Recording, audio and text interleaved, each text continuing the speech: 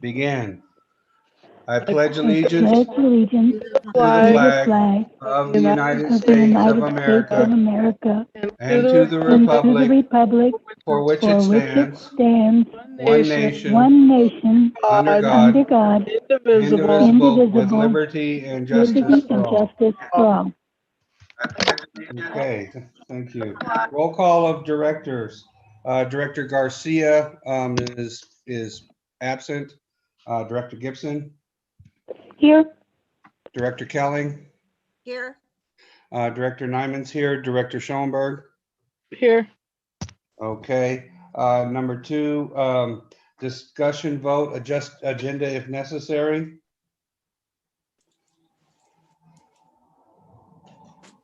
I think everything, I don't see anything to change unless anybody else has anything. I don't. Okay, on to public comments. Are there any public comments? Bernie, did you want to make a public comment?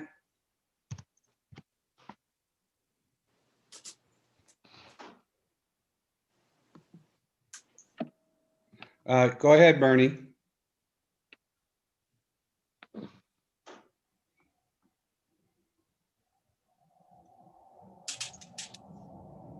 We can't hear you.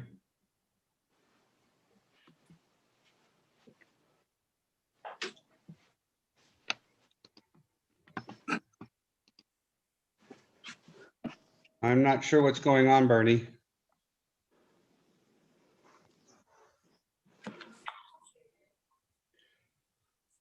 It doesn't show you muted. Send a chat. You are who's able to read the chats? Everybody.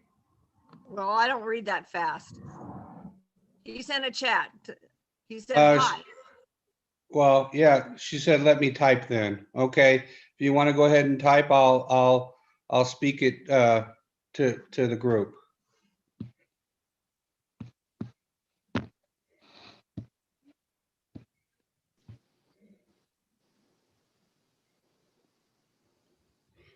I was at a prior meeting and we discussed water rates.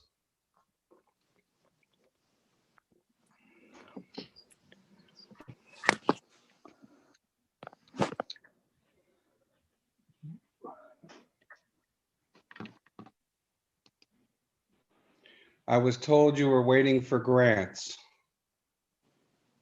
They were received.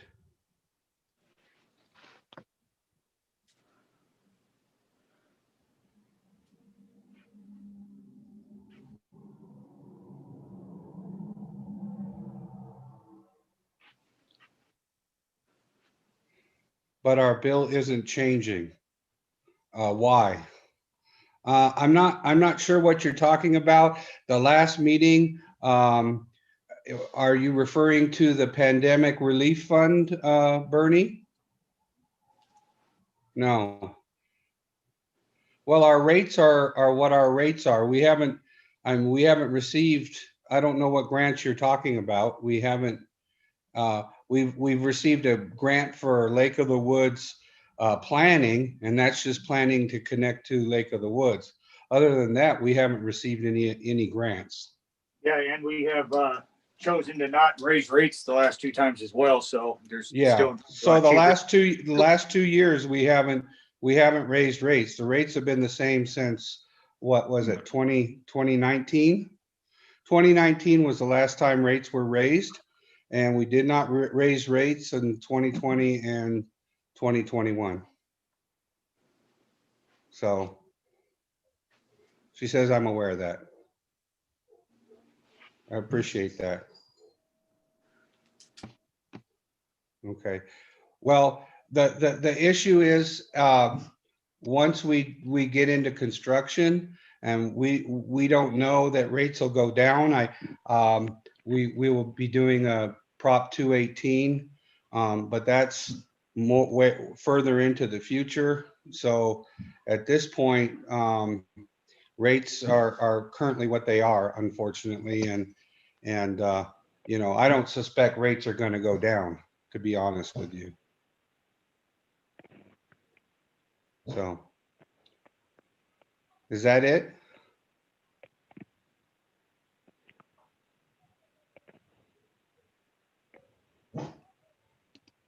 Why aren't we registered with the PUC? Because we don't have, we don't register with them. We're a public utility. We're governed by the Kern County Grand Jury.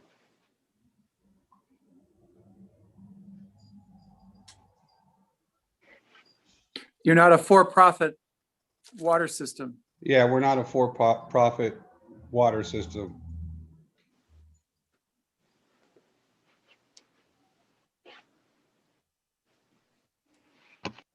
So that's what the PUC is for, Dave? Is for-profit? Yeah. Okay. All righty, thank you, Bernie. Okay, are there any other public comments? Okay, hearing none. We can move on to report of officer. The president isn't here. The vice president, that's me, I don't have anything. Secretary? I have nothing. Okay, treasurer? Yeah, I'm in the middle of transferring. I got, and I can talk more about it in the financials, but I got the transfer amounts for the loan payments for the USDA for April for interest and for October for interest and principal. So I'll be setting those up. And also, I did transfer, and again, I'll say that again in financials, but I did transfer some of the Wolf Tank money from the capital improvement, and I'm going to be sending a copy of that to Linda Wilkie. And I'm not sure that I have her email. I think I don't know. I need to double check the email, and also to Tiffany. Okay. JPIA representative? No, I have nothing. Okay, are there any board member initiatives? Hearing none, managers report. Yeah, let's see, we had 5 mainline leak repairs and 203 service work orders for January. Of course, we had no lockoffs. The mainline leaks were mainly on 2-inch and a 6-inch and an 8-inch on Elm Trail. Was the 8-inch, and once again, it was a battle to get it, but we managed to pull it off. And then just yesterday, had to fix the leak connecting the 2 tanks up at Wolf Tank, the front tank and the empty rear tank.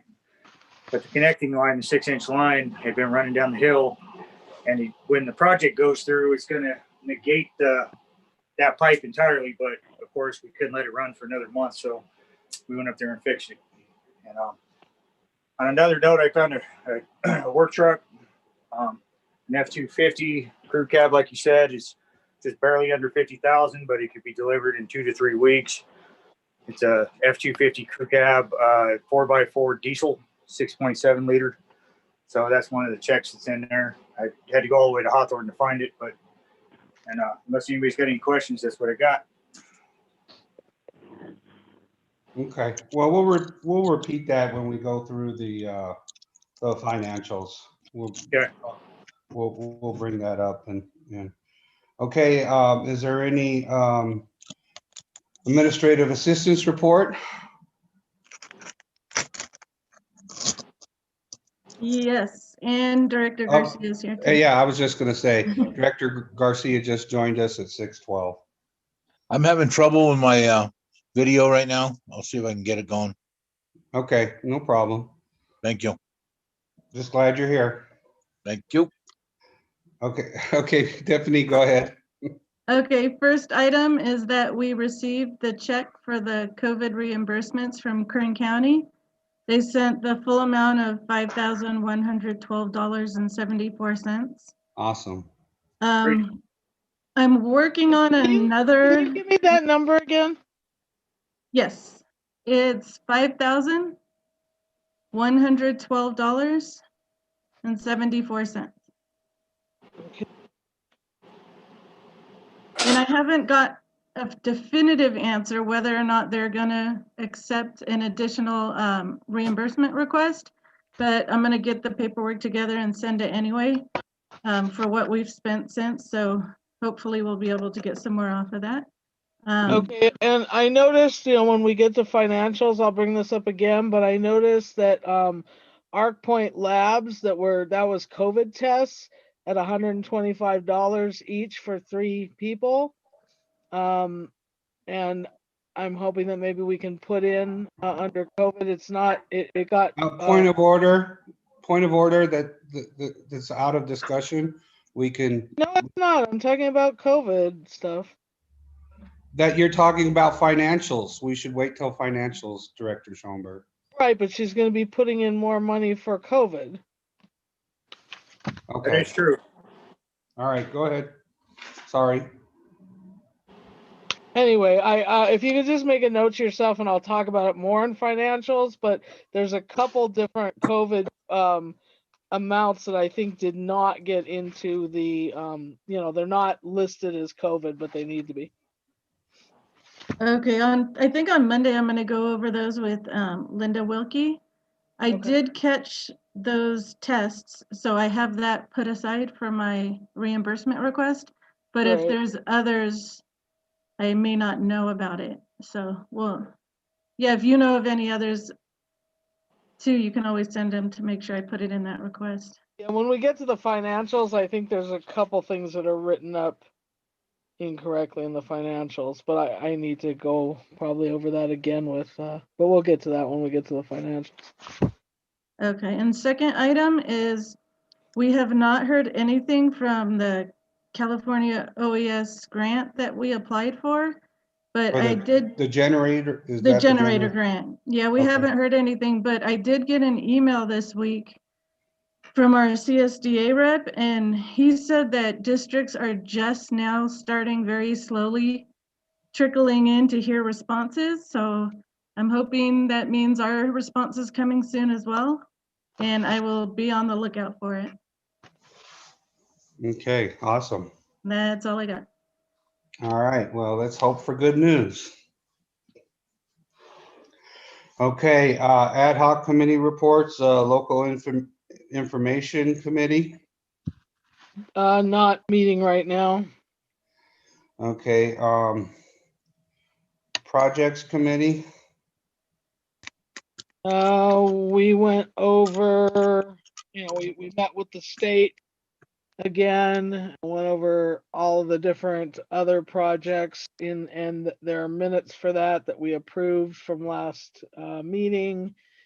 So I think that's all in the minutes unless anybody has a question.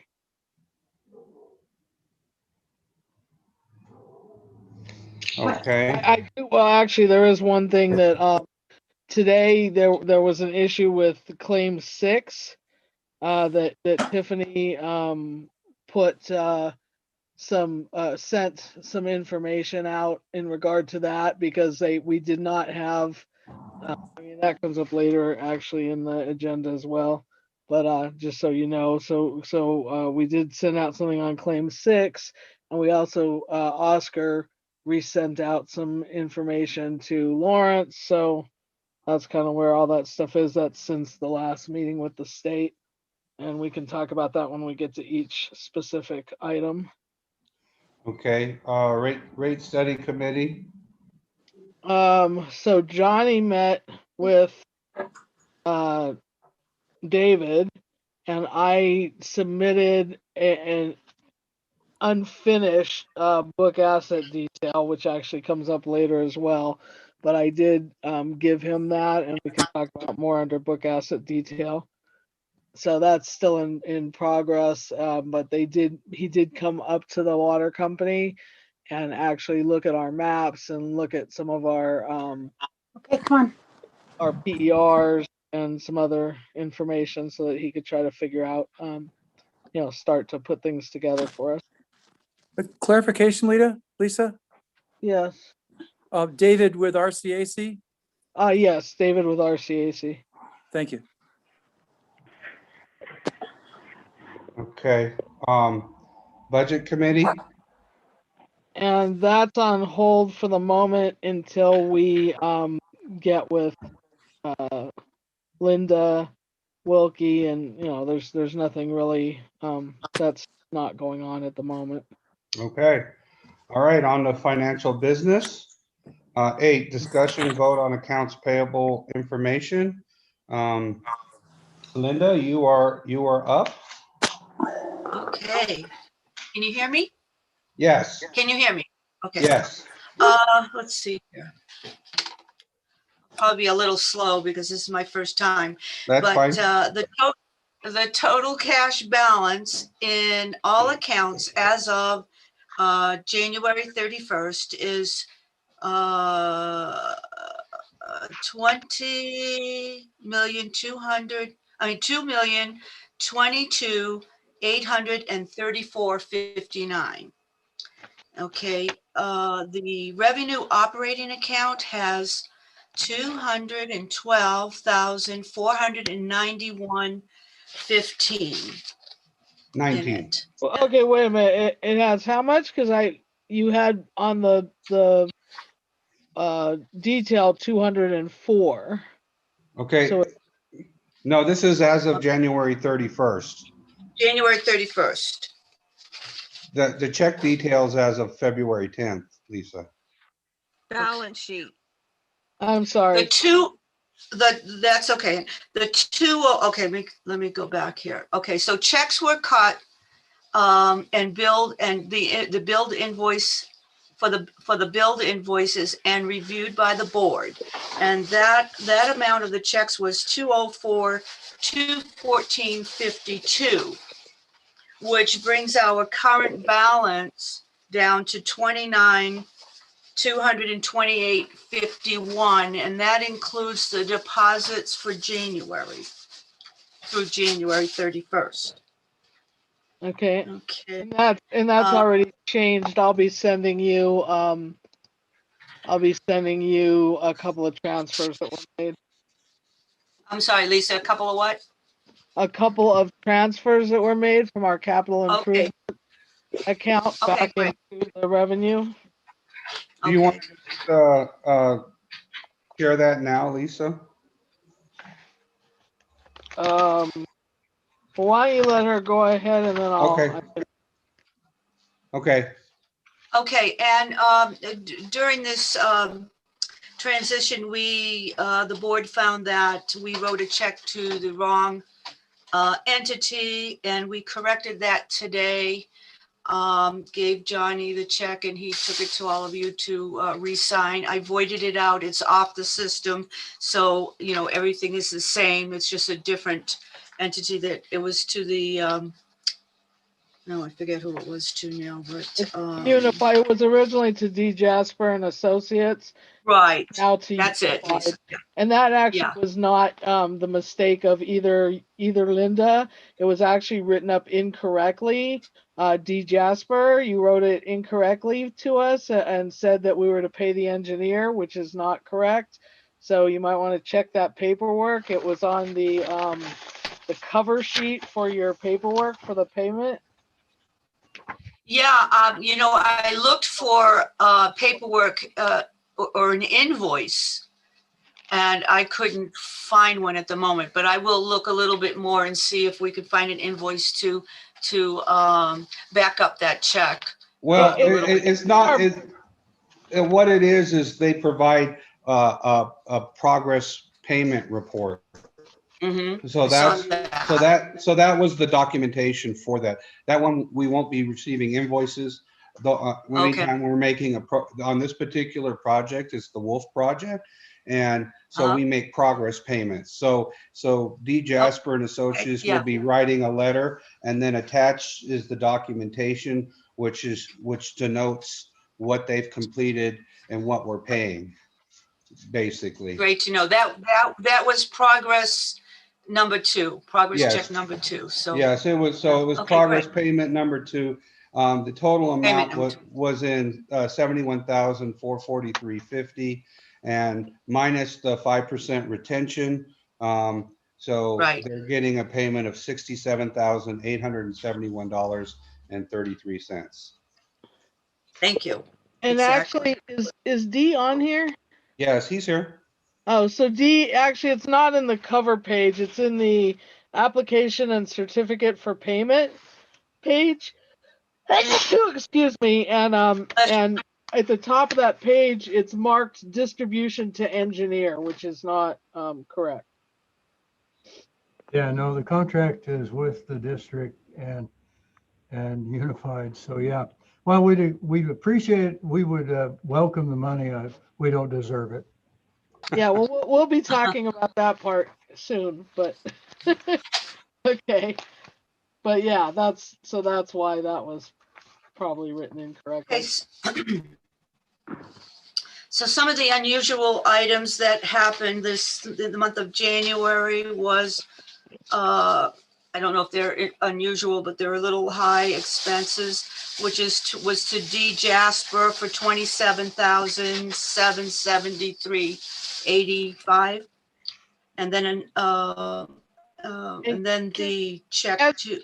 As we go Pardon? through these, can I tell you, so on that one, there are actually, there's some incorrect, it's earmarked for the wrong funding, category. Those Okay. should not be under okay, so the first one for 5,344.85 is under FPPUD / Lake of the Woods 50003. It is not 50003. It's actually part of our capital improvement for Wolf Tank. So it would go under Wolf Tank, not distribution or Fraser Park PUD Lake of the Woods. Same thing with the second one for 11,548.50. Again, it's written Fraser Park FPPUD / Lake of the Woods. Yeah, 50003. So that one's not categorized correctly. And then the last one is for 10,880.50, categorized to 51025. But again, that's distribution system, and this is not our normal. If we categorize it that way, we're gonna be really confused when at the end of the year when we're doing the budget. So that should be, all of these should be part of the entire amount for Wolf Tank, which is all a capital improvement. It should all be in our it should all be in our book asset detail with the, and I have to figure out how that's going to play out with our auditors, but it should all be amounts that are going to the auditor. Okay, I will reclassify those then. Okay, and since we're talking about that, also the Wolf Tank payment to Unified, the check that was recut, that's the same thing. It should not be under 50003 FPPUD Lake of the Woods. It should also be Wolf Tank. So did we have? Yes. Did we have a classification set up, Director Schoenberg, or do we need to create one? We should already have one because I asked Linda Sheldon. I don't know when. It should actually be going under our. It should be a fixed asset item, and it should be on our book asset detail.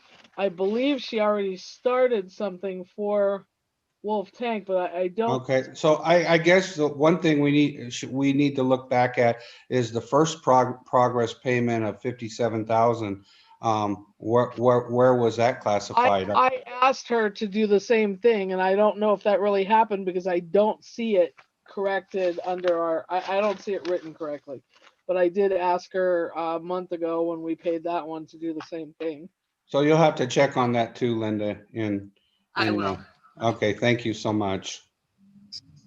Okay. And just so you know, I know you have one other thing, Linda, that you were going to bring up, about the kind of unusual payments, but there are some other payments in here that I believe may also be for Wolf Tank, and we need to go through them when we get to that. But so I have questions for Johnny because I think a couple of these other ones should be categorized Wolf Tank as well. Cool. Okay, so you're gonna check with Johnny first to see what should go to Wolf Tank? Well, and then get back- when you're finished giving your report, then we'll ask some questions and go through the ones we want to make note of or ask Okay. some questions to get clarification or what have you. Okay. All right, so then the other unusual thing was just the new truck, the South Bay Ford truck was paid for $49,947.75. That's just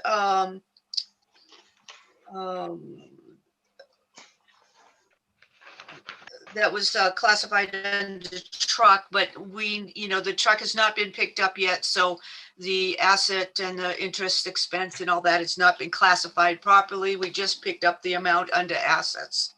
Okay, so that will be when we sign the check, we'll be giving that to the general manager and then he'll be taking it down there when the truck comes in.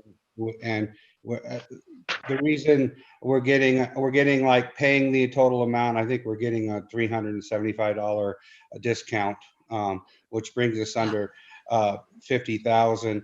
They came down, and the original cost I think was like 55,000, and they cut down to 59,000, whatever it is. 49,000, yeah. Yeah, 49,000. I'm sorry, 49,000. Yeah.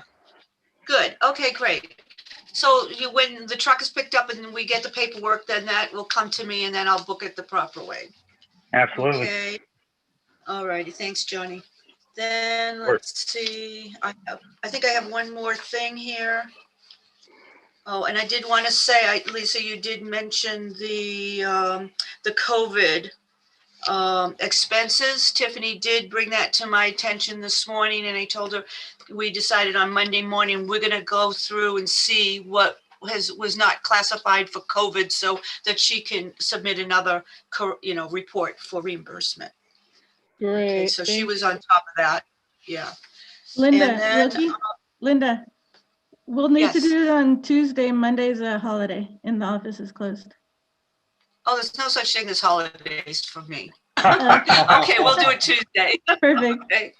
I'll see you Tuesday then, honey.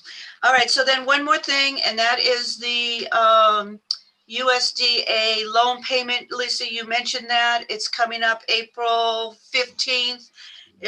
Linda advised me to suggest that funds be transferred by the 10th because it's an automatic withdrawal. Right. And that is 49,000. She's got a big, a wonderful spreadsheet on this. So it's supposed to be like 46,789.99. Right. So there's a little How's that? problem with that. So here's the first problem.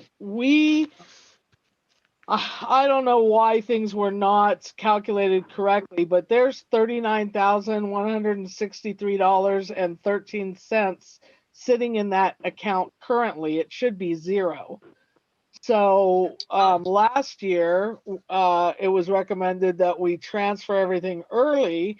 Well, we transferred it early, but the amounts somehow are not correct. So, so I was a little concerned about how I can transfer this and have it make sense because, I was going to transfer early. So I was going to transfer like tomorrow, just so it's in there, because I did transfer some monies back into our, so let me just tell you what I transferred back in right now so that you're not concerned about that. So I transferred back in the unified payments which was, so that is now sitting in our operating revenue. And so that Mhm. was let me find the amount, and I will send you a receipt. I'm gonna need to verify with Tiffany your email, but I'll send you and Tiffany a receipt for that. I always send 2 receipts, one to Tiffany and one to you, or to Okay. whoever the bookkeeper is. So I'll be sending that. So I did transfer 67,871.33 this evening for the unified payment from the capital improvement fund. And I also transferred 27,773.85 also from capital improvement to cover the Jasper engineering amounts for Wolf. So both of those were transferred back in. So I know we were really low at like 29,000. So that should bring us back up. I would like to make the transfer, and I just don't know how you want me to do it, because I'd like to make the transfer for the difference, not for the October yet, although I could do, well, I think we should wait till next month for October because we're low Well, this month. Lisa, the difference that will be $8,000 from, because there's 39,163.13 in that account already for the withdrawal. And so Linda calculated that it was $8,000 that needed to be transferred. That's not quite correct. That's still wrong because I don't get 8,000 from 46,789.99. Let's see, current USDA balance. Oh, let's see. Well, Looking in my I calculator didn't. here, 46,789.99, and then I really Okay, so it must have been an SG estimated it. It's 762, 7,626.86. 7,626.86. Yeah, that's what I have. Right. Yeah. Okay, so it looks like she just rounded it out to give you an estimate. I mean, I don't know if that's the way you want to do it or not, but No, I can't stand that. I think the it's a really exact amount. The reason I think it's a really bad idea is that amount should actually zero every time if it's correct. Okay. And if it's not correct, then we're doing something wrong and we need to be calculating it more carefully. So, Okay. Well, I agree. Yeah, I well, wouldn't have given you because- $8,000. I would have given you the exact amount. Okay, Yeah, but yeah, just to let you know, so what happens is the USDA will take their interest payment on the 15th, and usually we're supposed to have the exact amount in there. So if Linda made a mistake, then what happens is they either are overdrawing or something, and then we're hopefully the bank calls us and lets us know so we can correct it right away. But I think that happened one time, so. okay. And we zero that account out every time we make a payment to the USDA. actually, we've been overdrawn on it a couple of times, so we definitely need to keep an eye on that. And I just don't like the way that it tracks when we have extra, because usually what I do is each transfer I make, I write, exactly what the transfer is, which loan it's for, and it's kind of messy. There isn't a way to do that with transferring 7,626 because none of the amounts come to that. So, I mean, I'll do it this time, but I'm not thrilled about doing it this way. Okay, so if you do it this time, we should come to zero. Yes. That account will be cleared out for the October 15th payment, and then we can start. I mean, I don't know how you accumulate the funds for the October payment. It just comes out of our operating, so you can kind of let me know. I guess I can hold off on that one until you let me know that we have enough money, and then if we have a little extra money, then I'll go ahead and transfer that money in so we don't have to worry about it. And you have an idea that one is $110 and $789.99, right? Yeah. I mean, it's that much. Okay. Yeah. All right. I think that is my report. Okay. Unless anybody has any questions that I can't answer. Yeah, Director Schoenberg, did you want to continue on the ones that, the accounts that you needed possibly changed? Right, so, well, we have a couple questions too, so do you want to ask the questions? Yeah, I have a couple things, and then whatever I miss, you can bring up. Okay. Just to let the board know, and Johnny can explain this. We made a payment to Advanced Industrial for an amount of $1,287.50, and that has to do with the Elm Trail and Mount Pinos leak. What can you explain what we had to rent, or the service we had to get, Johnny? And Yeah. Yeah, it's a hydrovac service, which is a giant vacuum with a high pressure water. We had a situation where we were in the middle of high pressure gas lines as well as other gas lines, and the gas company wouldn't let us dig. We would have had to dig hand dig through it. So the $1,200 was the cheaper, much shorter way to go with a lot less water loss. So we had them come up and do it. Yeah. Okay. And then we're making a payment of $2,030 to Santana Plumbing because they came and fixed a water leak because our crew was working on the Elm Trail and the Mount Pinos leak. And so we had another major leak. So we had to get Santana in to help us to take care of that leak. So that's what that expense is. Yeah, and all this time, for the most part, we've been down 2 employees out of 4 in the field for various reasons. So then it's me and the 2 new guys working on this stuff. So it starts to get complicated when you have multiple leaks and small crews. Right. So can I ask, the Santana plumbing leak, the major leak there, where was that? What location was that at? Elm Trail and Mount Pine. Oh no, the Santana was on Hale Trail. Hill. Hale. H-A-L-E. H-A-L-E, yeah. What? Say that again? Everybody was Hale. talking at once. Here, I got it. H-A-L-E. Hale Trail. Hale. Okay, gotcha. Okay. I did have one question or comment. You know, we're paying ADP. They do our payroll for us. Payroll. Okay. And so we get charged twice a month. So even if we do one check out of the payroll, they charge us another $120. Is that correct? Yeah, that's correct. Okay. So my question is if we need to do a check, can we try to make sure that check is added when we have the regular payroll? I absolutely always do.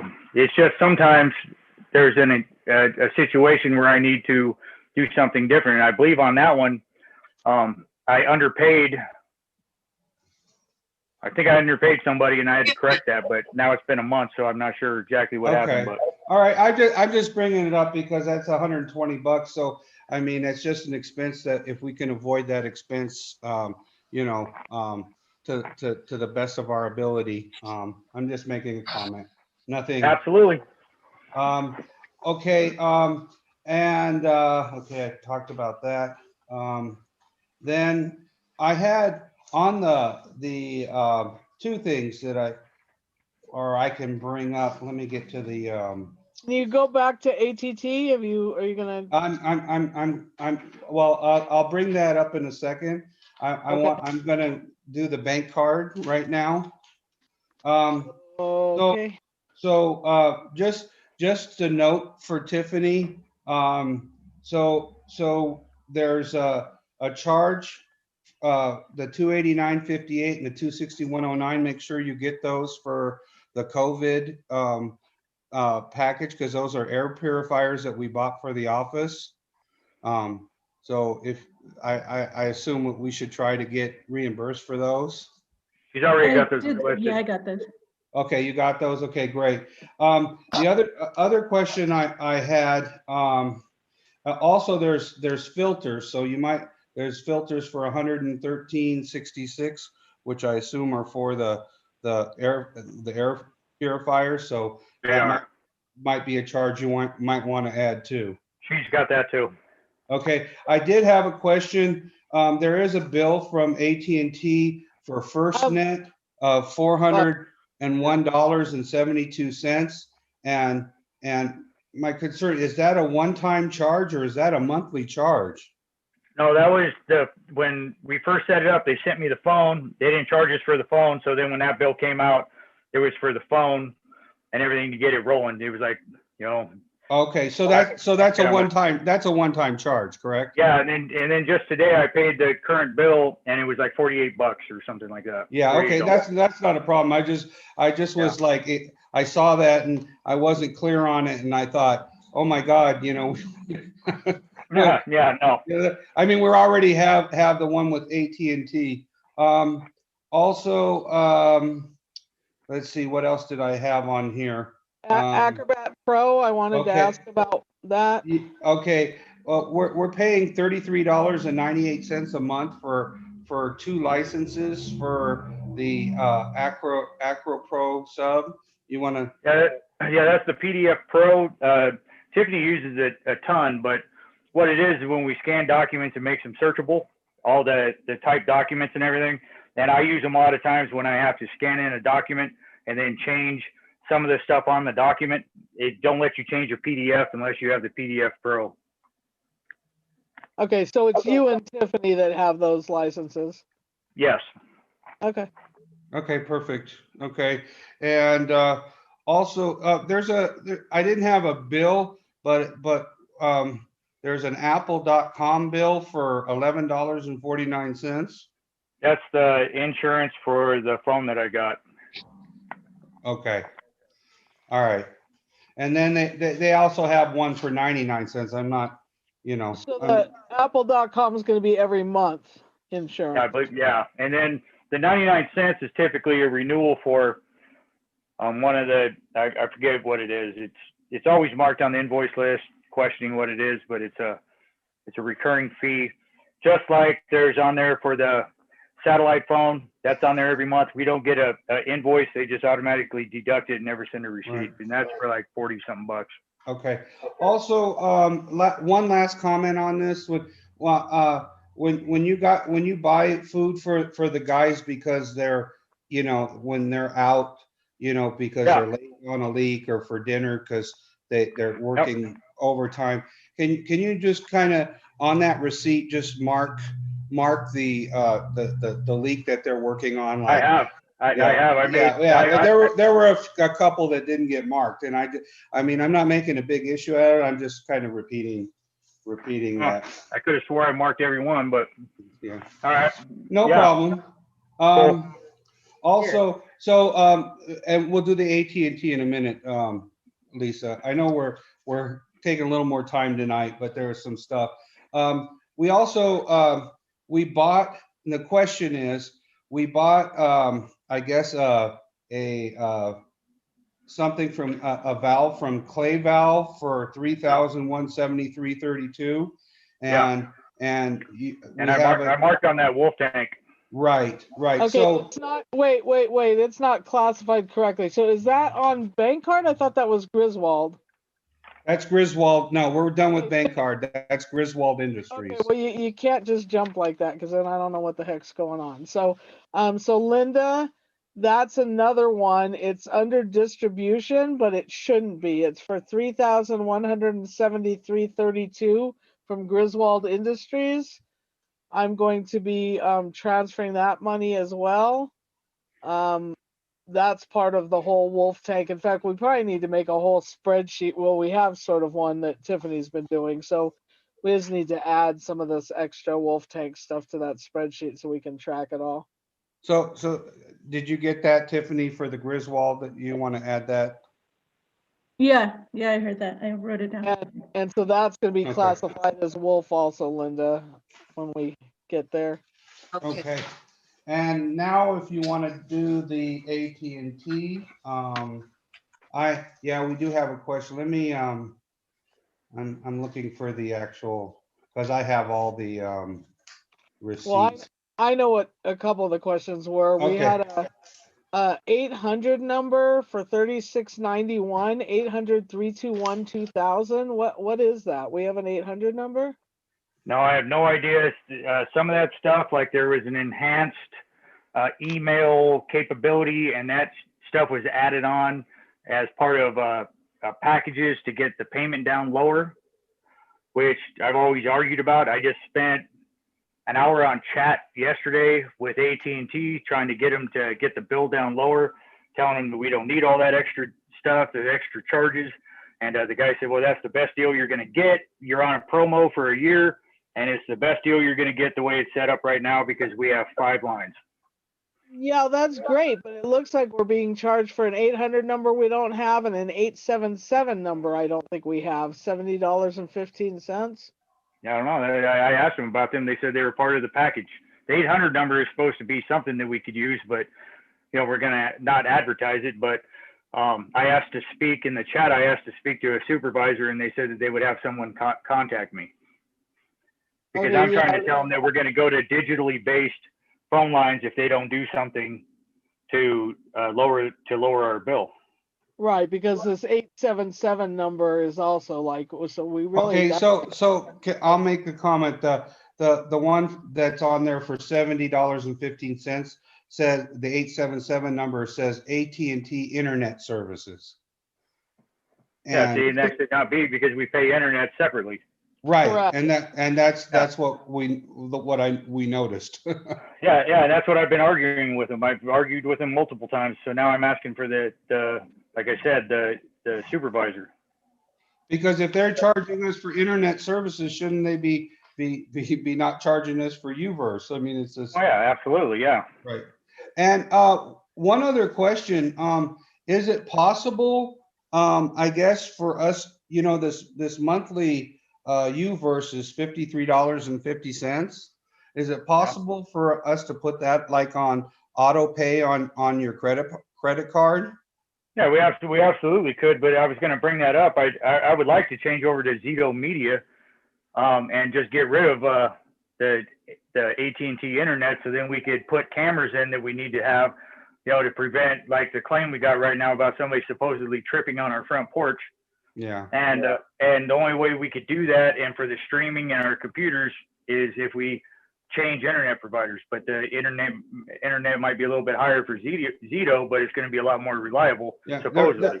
The reason why I bring that up is because, depending upon the time of the month, this bill goes back east, and what's been happening is like we mailed this bill last month and they didn't receive it till the 17th, and it says and so they charge us a $10 late fee.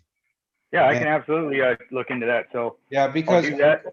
Because like this current bill, I'm going to put it in the mail. I'll put it in the mail. It'll go out tomorrow, but it's got to go. It's got to go all the way back east, and it has to be there by the 16th, which is Tuesday, which means that it probably isn't going to be there in time, and they're going to charge us another $10 for being late again. So they're getting an extra $10 every month from us. Yeah, intentionally, I believe.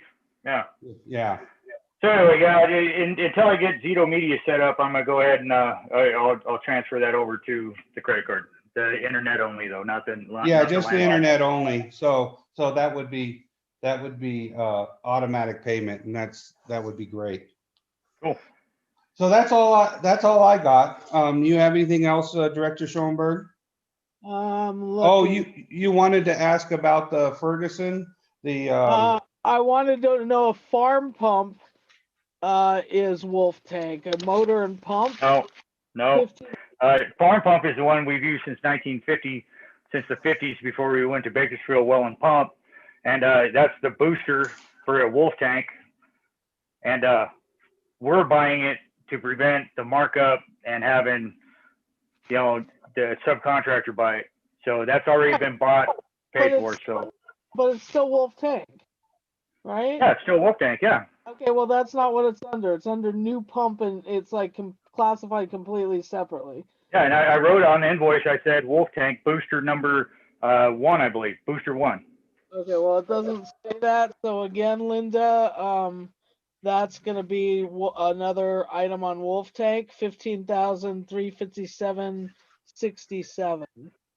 And I'll be wanting to transfer that so that we can track everything that Wolf Tank is costing us. And then Ferguson, I think is distribution, but it doesn't say where we used any of these clamps and things. So I don't That's know because we never say that. That's stock items. When you guys, if you look on the manager's report, there's listed clamps that are on the leaks, like I was asked to do, and the clamps are replacements for stuff that we need inside the water room. Okay. Now, you bought a valve though, right? For for $1,331. I bought a clay valve and I bought a check valve, and the check valve is for well 6 because that one is leaking, and it's sitting right in the front office, right by the front counter. Okay. Well, okay, but you didn't write well 6 on there, but that's okay. I'll write it now. Which one is well 6, Johnny? It's the new one in the yard. 1,331.67. Yeah, it's the new one in the yard. Well, not the new, but the newest one. I know what well 6 is. I was asking which item of cost was well 6. The check valve. Yeah, $1,331.67. I don't have any of that stuff in front of me. Brahma has it all. Well, Okay. I was telling you. Do I need to repeat it? Oh. Okay. Okay. Anything else? Yeah, then the 2,468.11, what is that for? That's the clay valve for Wolf Tank. I think that's the one. I don't have the invoices in front of me either, but it should be the clay valve, which is part of the Wolf Tank project. Okay, well then I need to know that. So okay. Okay, hold on, everybody. Okay, all this one says is distribution. I'll tell you what's on this one, Johnny.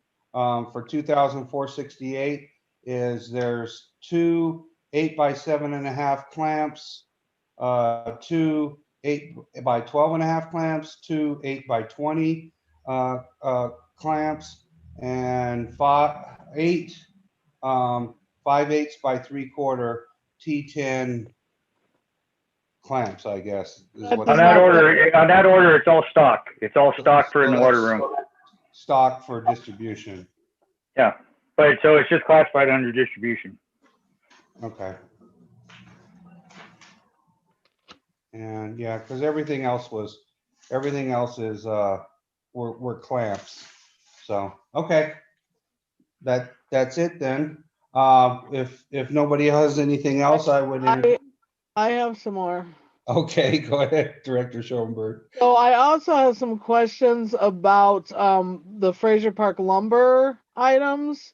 Oh, I believe some stuff's for Wolf Tank also, and shouldn't necessarily be under distribution system because like I'm trying to track all these blankets we bought and torches to keep it from freezing and like all that stuff is for Wolf, but it's actually not part of the project. But yeah, it's not part of the project, or it is part. No, it's only to keep things protected while they're doing the project. But I mean, it's still distribution. We're trying to keep everything warm just like we normally do. But since there's no building on it, we've had a constant daily battle with keeping things from freezing. Okay, so I can leave that under distribution because it's completely separate. You'd be doing that normally. Yeah. Not to that extent, but we would still be doing it. Yeah. Okay. What's the vehicle maintenance? That's tire chains. And we bought 3 of them. Did we just like all the chains went bad? Yeah, they wear out when you're trying to drive around and, you know, you go from the snow to the pavement to the snow to the pavement, and then they start snapping and breaking and, you know. And this year, it was looking like it was going to be a bad year, so I had everybody put a new set of chains in the trucks because we couldn't get to the tanks. Okay. Yeah, that's all fine. And then the Kern Brothers Trucking, I was wondering where that, what trails that went on. It was road base. Yeah, we did a huge amount on Upper Elm and Lower Elm, and we have a big pile in the yard, and we also had to use it for the leak on Lower Elm and the leak on Upper Elm, and also fixing up near Wolf Tank. Okay. And we still have a big pile in the yard in stock. I think that's it. I did have a question about the electrical in the office, which was really high.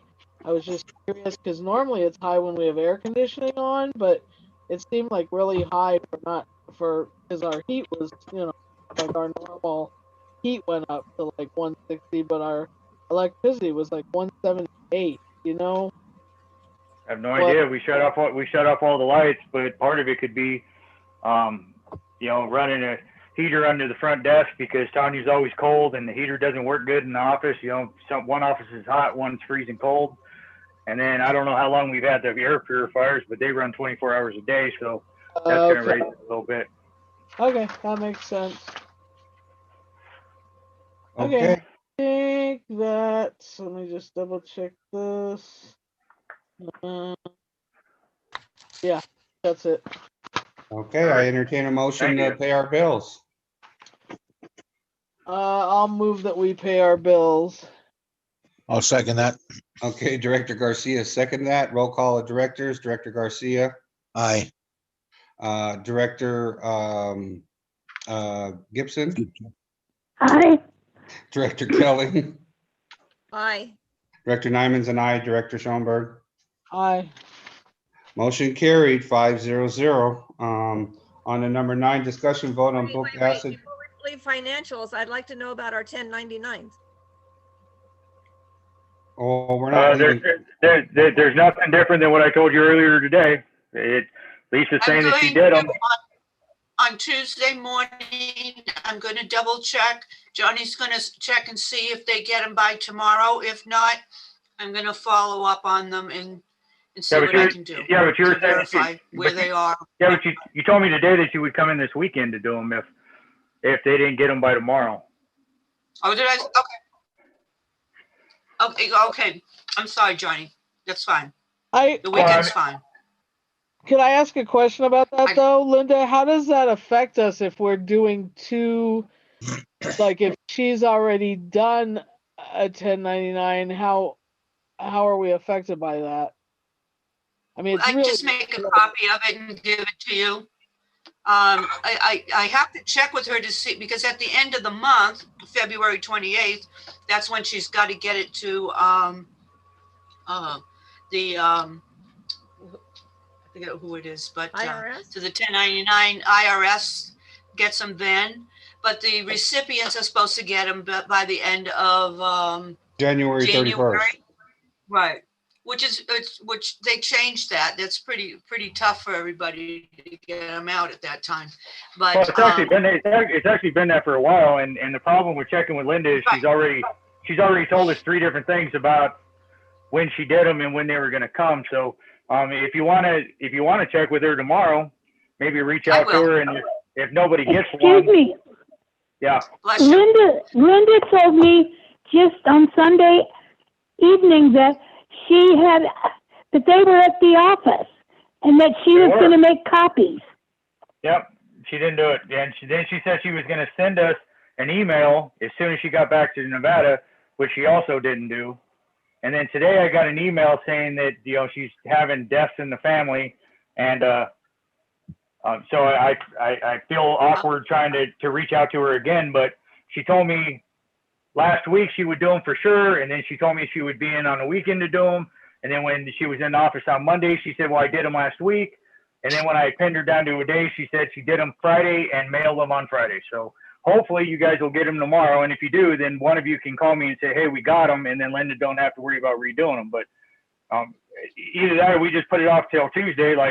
You've already waited this long, put it off till Tuesday and see what happens. And then we won't be, duplicating things. And I think the question, Linda, from from Lisa is, what if she actually did file them with the IRS already, and then we get them again, and then we file them again with the IRS? What would that happen? What would happen because of that? So you guys get an individual 1099 to take to your accountant to get your tax returns done. Okay, and then what we do as a accountancy, we send out the 1099s to the IRS to let them know who we sent the 1099s to. So there's really nothing's going to overlap or be any problem or anything like that. It's the only problem is you all cannot go get your taxes done until you get your 1099, unless you know how much your 1099 is. Like Right. sometimes if the 1099s are not out or you don't get them, I can give you that amount. I can look on the software and see how much your 1099 is supposed to be for the year of 2020. I can give you that figure. But so it's just getting the paper ones so that you can go and give it to your tax person. That's the other issue, Linda, and the problem is this has happened multiple years for us. And the other issue is that we need to make sure that the correct thing is checked off, because in the past there's been a mistake made where it's been done as where we have to file a Schedule C, and I am not, I'm disabled. I can't do it under Schedule C. So I want to make sure too that it's under just the normal miscellaneous. I forget what line that is on a 1099. I think it's okay. The old miscellaneous, I believe it was line 4. I don't remember, but the new ones today, you should be getting a NEC 1099, a 1099 NEC. Okay, and that will be on line 1. That means a non-employee compensation. No, well, Okay. That's the problem. If it's just non-employee and it's not written correctly, then you have to do a Schedule C on it, and I do not want that. I've had to deal with that in the past, and it's a real headache. You can't do it. You get a 1099, you might not have any other alternative.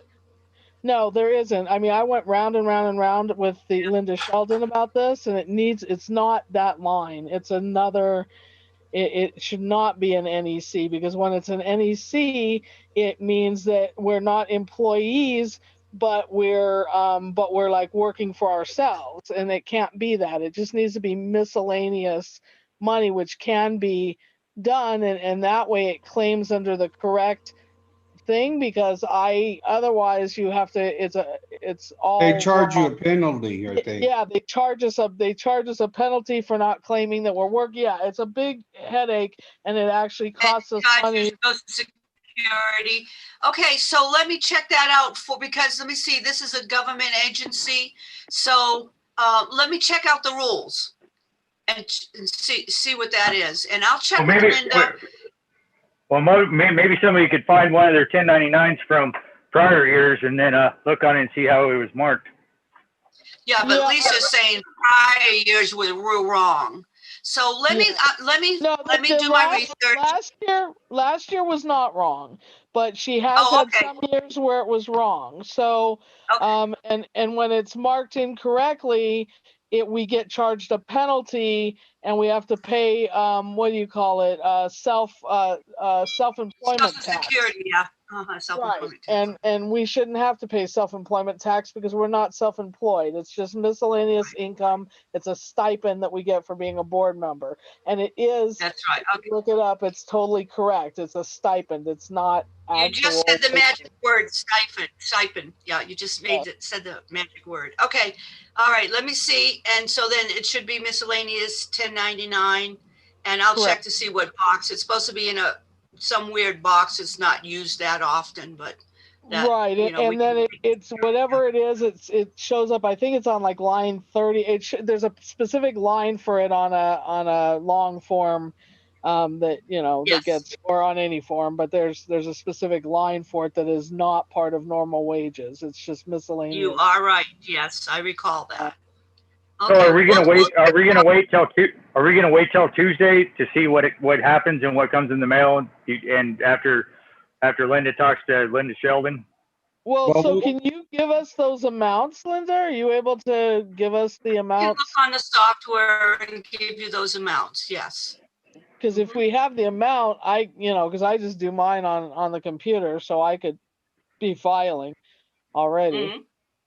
And, Yeah. and then not worry about the paper, because you don't turn in the paper to anyone unless you go to have someone do your stuff. So That's right, yeah, yeah. so And so so can the other thing we want to worry about is the end of the year. We want to make sure that she's going to be not the end of the year, the end of the month, that she files the report to the IRS on time. right. So but you would be doing that now, right? If she hadn't No, already done she it? would do that. She processed the 1099s, and that's part of the whole package. You process the 1099s for the recipient, and you process the red 1099 forms for the IRS. And the what is it? I have it here. The W-2s? No, I think it's 1096. It's a 1096 that goes with the red forms to the IRS. Anyways, we'll know on Saturday whether we got them in the mail or not, because Monday is a holiday, so the post office won't be open. I'll follow up on that and get that Okay. cleared up. All right, thank you. Okay. So if we don't get it and we just want an amount of, or if you go in Tuesday, you're saying you're gonna redo it and have a copy that we can pick up or something? Yes, I can do that. Yeah. Okay. Yeah, I have Okay. 1099, so I can bring those and reprint them for you guys, if you don't get them on time. Okay. Okay. I have a Great, thank problem you. paying Linda Sheldon Yeah. the money for doing something she didn't do. Yeah, that's why we have to wait until Tuesday and see if they actually come in, because even though they would be late, if she did them, she still due the money that the check is cut out for. But we'll wait and see what happens on if they come in. Yeah, let's wait and see, and then, let's wait and see. We'll put it all together, and then you can decide what you want to do after that. Okay? Okay. On number 9, book the asset detail, So what happened is I've color coded a number of items on the book asset detail. I believe I sent a copy, or I shared a copy with Tiffany, with Johnny, I think with you, Brahma, because you're on the ad hoc. So I have started, I'm not done, but I've started color coding. If it's something that we know for sure that we have, I've made it green. Anyway, there's a whole color coding. I don't have it right in front of me right this second, but I just wanted to let everyone know that I'm doing that. That I have made everything that the auditor asked me to put everything back in. We had deleted some stuff, so I've put everything back in that I deleted. And anything that needs to be deleted, I'm in the process of making one color. Everything which is like an orange. Everything that's verified is green. Everything that's a brand new category is I forget what color, but anyway, so I have a different color for every different thing. And then because I talked to the auditors about moving a whole bunch of stuff around, they were okay with that as long as they understand where it's coming from and that everything tracks correctly. So I'm in the process of doing that, and then I'll get with the auditor again and make sure that I'm doing what they asked. And then hopefully, I know that there are some items that are not on there yet. Like I noticed the new trailer, it's still showing on our balance sheet as the old trailer, not the new trailer. So like when you look at our fixed assets, I see the old utility trailer that's showing up as a 0, but I don't see the new utility trailer that was like $12,000.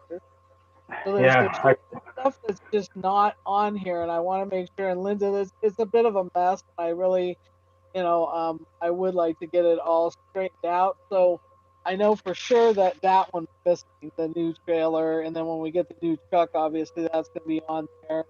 Obviously, we're going to be putting Wolf Tank on there, which I did not see. well, actually that should be under transmission distribution, but anyway, once I talk to the auditor a little bit more, I probably need to get with you on Zoom or something, Linda, and just try to go over, because we've recategorized some of this stuff, because transmission distribution, it says we have $7 million worth of stuff, but it's a big mess. There's all this stuff on there that we don't even know what it is, where it is. It just says like pipe in the ground. It's very confusing. So, and then things like construction in progress. I don't know what construction in progress is. Is that 14018? I just curious about that. Is that the planning project, or there's just stuff on here that I'm not really sure what it is. And then the front counter enclosure says $104, but we certainly paid more than $104 for it. So I don't know why that's only 104. So there's like a lot of stuff on that balance sheet that I don't know how accurate it is when we come to fixed assets. And even other current assets, I have a couple of questions about. So and I've brought this up multiple times, but since you're gonna, we're starting anew, so maybe we can look at all that and try to get that straightened out. Yes. Okay. All right. Moving along. I don't know that Linda, you have to. Is there anything we need Linda for anymore? I think that I'm done.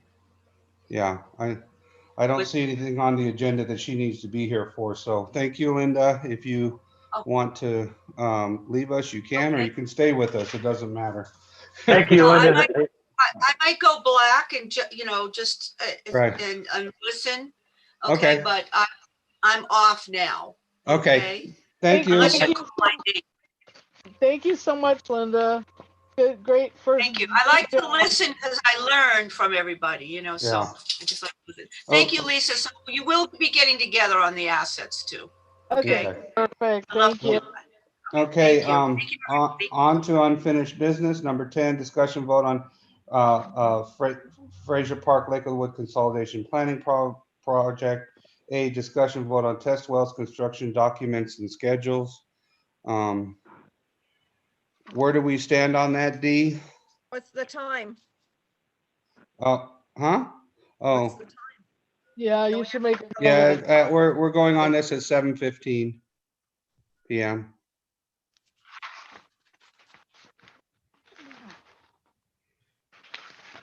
Are you ready for me, Brahma? Yes, I'm ready for you whenever you're ready. Okay. Well, I've been working with the bookkeeper at Johnson Drilling to get the bonding and insurance documents that we need to review.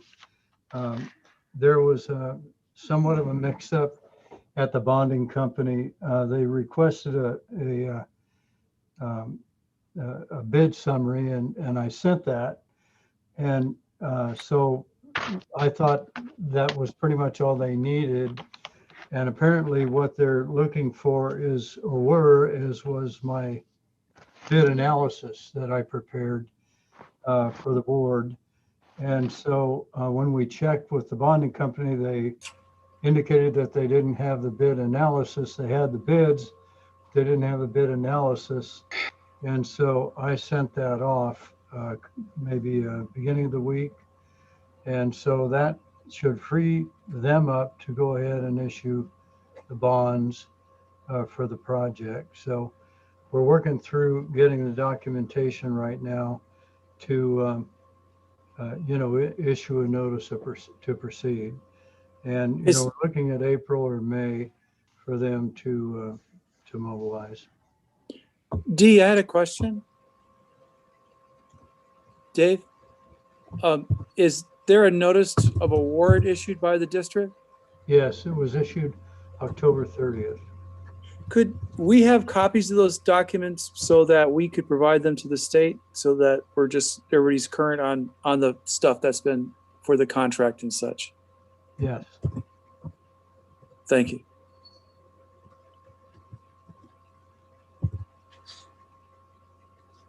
So that's where we are on the test wells, Rama.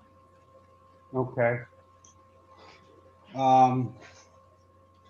Okay, discussion vote engineering planning contract amendment. Where are we at? What is, have we done that or? I No, don't you think- haven't. I haven't done anything on it, Rama. That's needed to do the administration on the test well work. Oh, yeah, adding the administration, one that Lawrence approved. Yeah, for Dee's work of administrating the project during construction. And that's a contract amendment directly with FPPUD, correct? Yes, So yes. we need I don't know, last time D, you just did a few lines of, an amendment that basically amended the current contract. For administration, I guess adding the amount, right, Dave? The amount, Yes. what it is, because it's not in the current contract. Right. And so we just need to make sure that the amounts that were approved in the budget recently, within the last month, that they get incorporated into an agreement to cover his services. So that when he submits a bill, we can submit a claim on the paperwork to pay him with state money. And that claim is coming up the end of this month. We'll be submitting another claim for 3 months. So we need to get that together, D. it won't be there won't have any admin charges, I believe, but anyways, it is needed ultimately. Yeah, better sooner than later. Got a note. What I'll do, we paired this document, and this document was really the basis for making the changes. So what I'll do is use this document as revised, and then put together a document that we'll call a contract amendment that will incorporate this and show all the different costs in the different categories. Sounds good. Okay. And you have our schedule that did you get a copy of the Claim 6 budget, D? When did you send it, Dave? It would have been early this month or end of last month. I'll look, but if you've got it handy and you could send it again, that'd be fine. Then I can. Okay, I'll email that to you. Yeah, that would be great. Okay, thank you. C, discussion vote on district sphere of influence for annexation, data collection and mapping. Right, we have quite a bit on that because we met. I don't know if Dee wants to talk about it, but we met with both Blair and Bud from LAFCO, and and this also has to do with D as well, so C and D, but there are some new details that we weren't aware of. Do you want to talk about it, D, or? Yeah, I'll try to summarize what we discussed. Had quite a lengthy discussion with Bud Rice and Blair Knox, and our initial approach was to prepare two MSRs. When we do a sphere of influence change, we have to do an application and all that. Not only do we need to request a change in that, and it has to be approved by LAFCO. It's not a big, heavy duty technical thing to do. I think pretty much it's drawing some lines on the map and telling them where we want to place the sphere of influence, but we have to tell them why we're changing it, and go through some a process with LAFCO. What we were thinking of doing is updating the MSR that we had done, I think back in 2017 for the consolidation project, and then splitting out the district with another MSR that would be basically targeting the district service area as it exists and with some annex properties. And really where we finally landed, and Lisa Brahma, correct me if I'm wrong, but my notes show that we kind of came full circle and we circled back around to updating the MSR for the annexation with adding for the sphere of influence, adding the couple of properties that, or the area, the increased area for the sphere of influence, and using that basic document in its updated form to justify the addition of the properties to the annexation map that we prepared back in 2017. And I think what that'll do, it basically uses or requires one MSR, not two. And we just have to make sure all the information is updated and correct to current yeah, it's demographics. And what I understood them to say is that we can move forward on the MSR and everything other than the actual annexation, and that any of the properties, whether or not they become part of an annexation, they could, as long as we are able to show that we have the capacity to add them, we're able to do sort of a what they were saying is write some wording in there that says that there's a addenda, that it's based on, annexation is based on us getting funding from the state.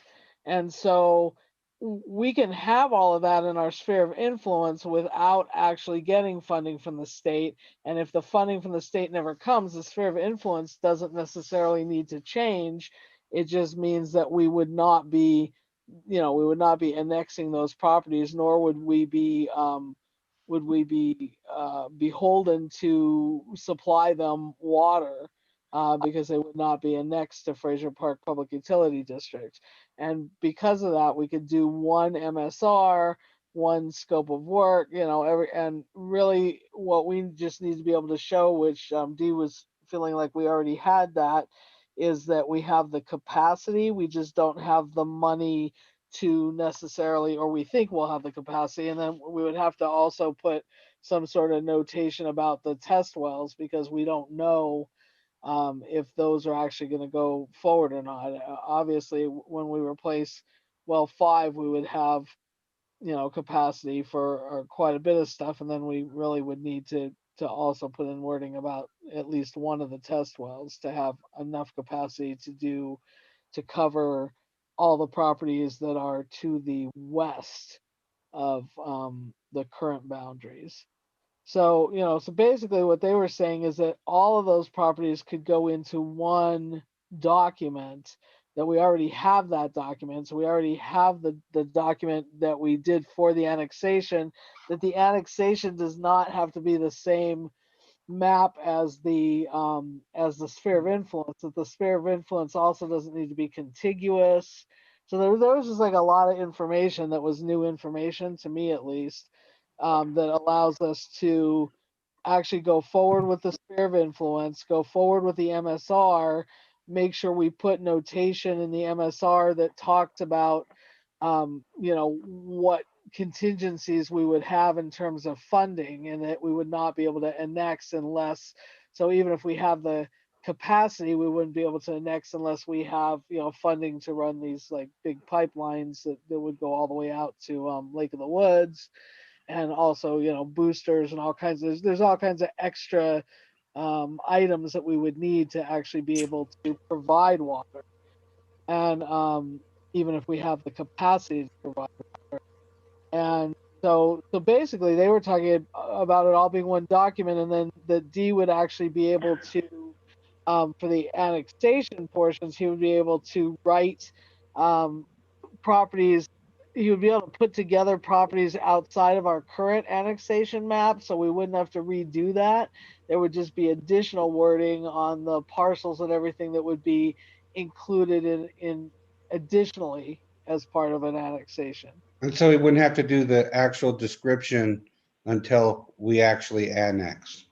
Right. And the description wouldn't have to be redone. We would still be able to use the description we have so far. We would just add to it by doing a new description that would only be the new properties. Yeah, those would be separately done, and I think quite simply done, when we decided to actually annex them. The one thing, the sphere of influence map would actually include the properties that we thought we would annex. And the reason for that is then when we get ready to annex, once we have our sphere of influence map approved and we've done our MSR that tells LAFCO that we do have the capacity to serve not only this annexation area, which we already did that with the initial MSR that we never really filed, but that would be updated and to include service to these 2 or 3 areas that we want to add to our to eventually annex to the district, or may annex to the district. And what that does is that once we've got the SOI map approved and the MSR approved, including those properties that we want to annex, then for the next 5 years, if we decide that we want to annex those properties, when the time comes to do that, then all we have to do is just do the annexation map, because we've already proved that we have the infrastructure to serve them. And probably would be a little bit of an update report that would be done about the time that we annex. So it sounds like a pretty straightforward process to get it done. And I think our next step will be to have that conversation with Ravish down at Stanley Hoffman's office and tell him, okay, now we need you to revise your proposal, because what we're going to do is we're going to increase our sphere of influence by a little bit, and then we're going to update the MSR reflecting that, and we'll also update it with respect to any new information, like have the water levels changed? We have all that in our reports, and so those would be just attached or given to as part of as addenda to his MSR, and any changes would be indicated. If anything really has changed much. And I think the only thing I can think of right now is we got to get well 5 back online at its capacity that we had before we had the problems with it.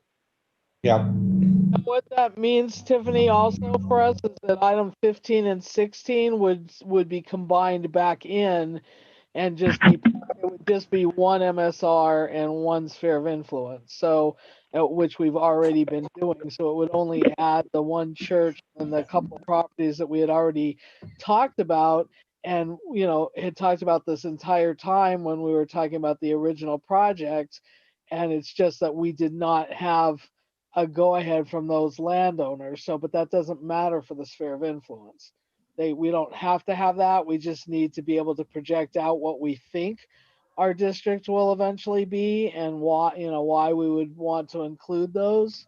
And then they can be part of the sphere of influence. It does not mean that we're going to necessarily annex them. And do you I had a want that question. under the line item for planning or just under the general unfinished business? Planning. Got it. Thank you. I had a question, Lisa. Yeah. This is Dave. Where are you getting the funds to pay for this?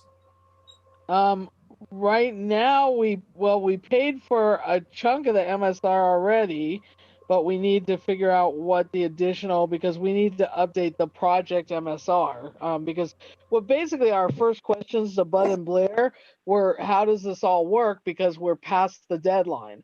And basically what they were saying is, if we, write the MSR with all the correct information in it, saying that it's contingent on XYZ, and if we have the sphere of influence, that we don't need to change a whole lot of stuff.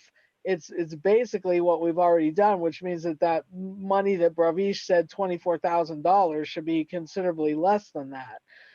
That money was already part of the planning, so I don't know how much additional money. What they were saying is the sphere of influence itself right now is, I don't know, it was like, what was it, 800 or 500 or something dollars to file. And then, most of this stuff is like, as far as filing, the fees are pretty low, although they did say that they're going to go up by, we would have to get this stuff in before, I think they were July saying 1st.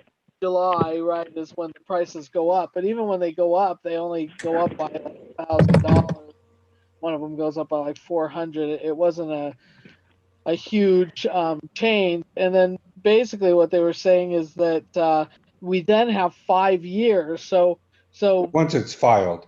once it's filed, we have 5 years to, to find out whether we're going to annex or not. If the project still hasn't moved forward and we don't have funding after 5 years, then we would have to refile it.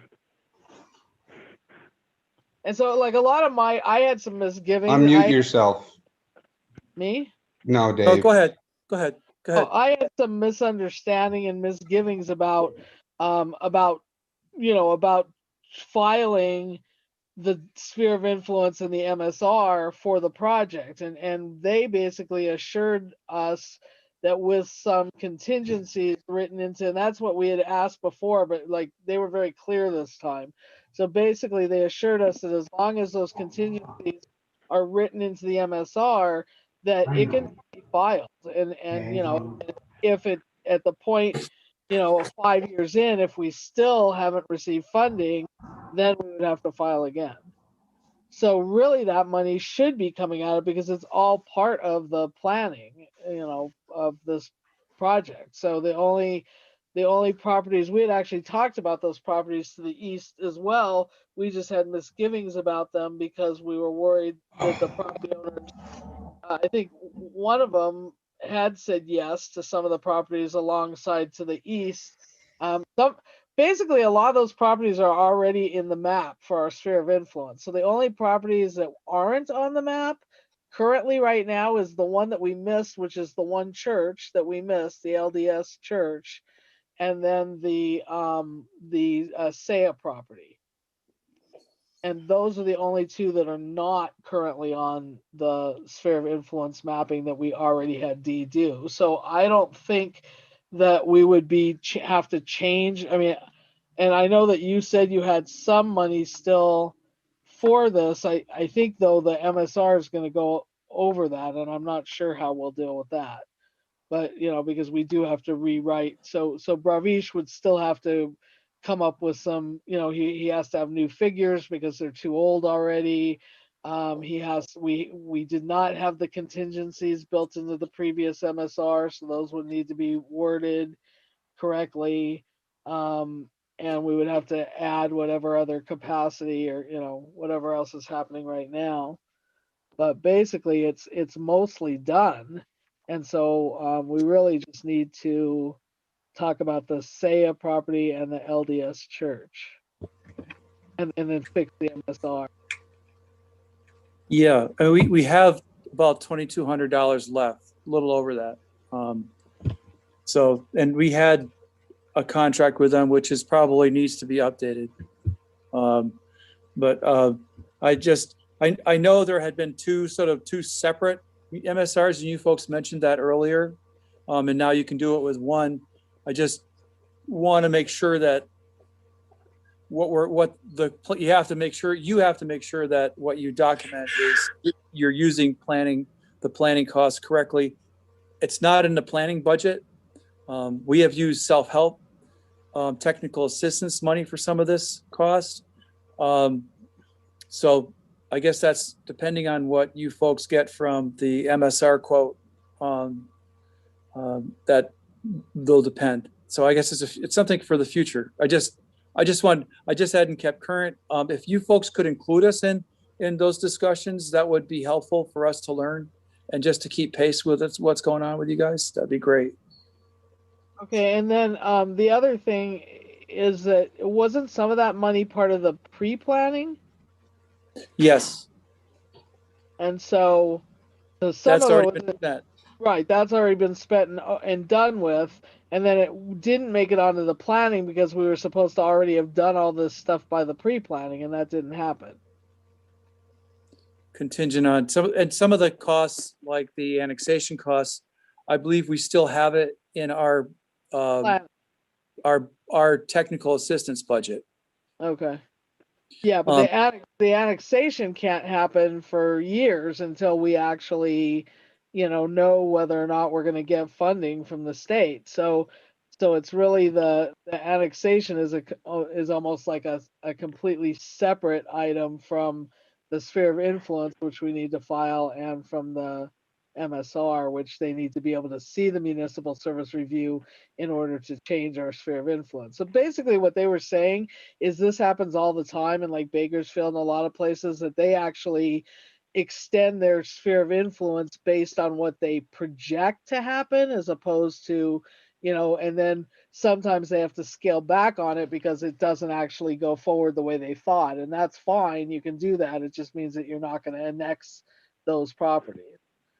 And Lisa, one thing I wanted to bring up is that me and Dee were talking about it, doing encompassing SAIA in a sphere of influence. We're concerned that it'd be kind of like poking the bear, depending on what kind of notification is given for stuff like that. They may misinterpret us including them in the sphere of influence with annexing them when we're drilling wells on their property.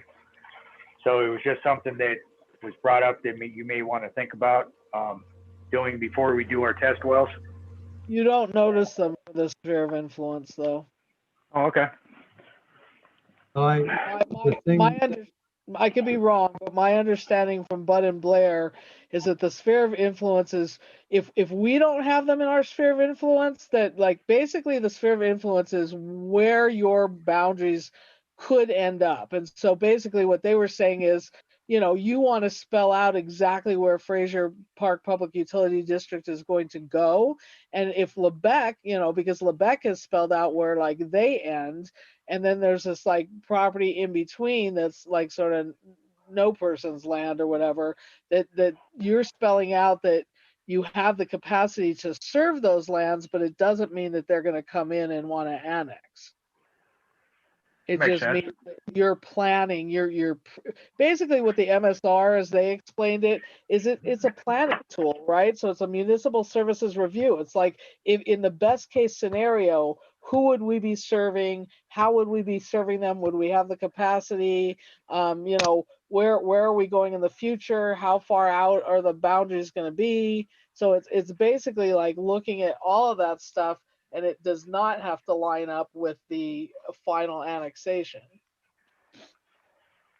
One thing I'd add, and that would be, I think we need to maybe talk about a little bit more with Bud Rice and Blair to see how the notifications go to the areas that we are going to include in our sphere of influence, just to make sure that if indeed, that they are notified, and I would think they would, then it would be a courteous thing to do to have that conversation with SEA and let them know that what exactly this is that we're doing.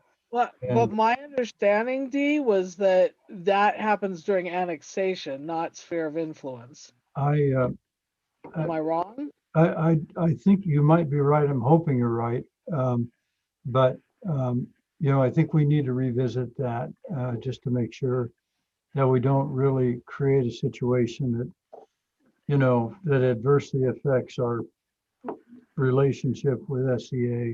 So, We're trying to Can get. can I ask a question though? So I understand that we're doing one MSR. So if we update the MSR right now, that's for the purpose of getting the new sphere of influence, but we have to file it. So then they have to file the MSR once we complete it here, and then we have 5 years from that date. We We actually, file the sphere of influence. The MSR is what tells them whether they can grant us a sphere of influence change. Right, but when they get, like they've said right now, they haven't filed anything. They've had our Nothing's MSR. filed, right, because we never finished the MSR. They only got a draft and we never even gave them a real copy. So they weren't really able to use that. So nothing has moved forward whatsoever. But So to file but to do the sphere of influence, we have to file the MSR? That's what I'm You asking. don't file, so that's what I was trying to say. You don't file per se the MSR. The MSR is what they use to To do determine the sphere of whether or influence. not we can change our sphere of influence boundaries. So the Okay, MSR all right. is exactly what it is. It's a Yeah, municipal- I'm just want to be clear, because then it's like, because then we have 5 years from the date.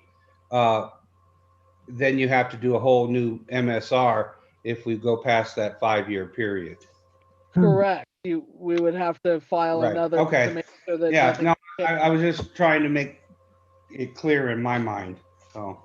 there's an application form that we fill out, that we turn into LAFCO to request the change in the sphere of influence.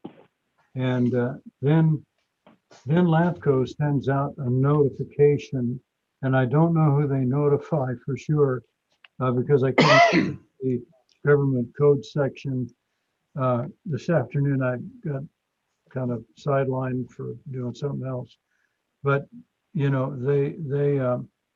LAFCO does have to give notice, and I'm not quite sure what that notice is, but we do have to go through somewhat of a formal process.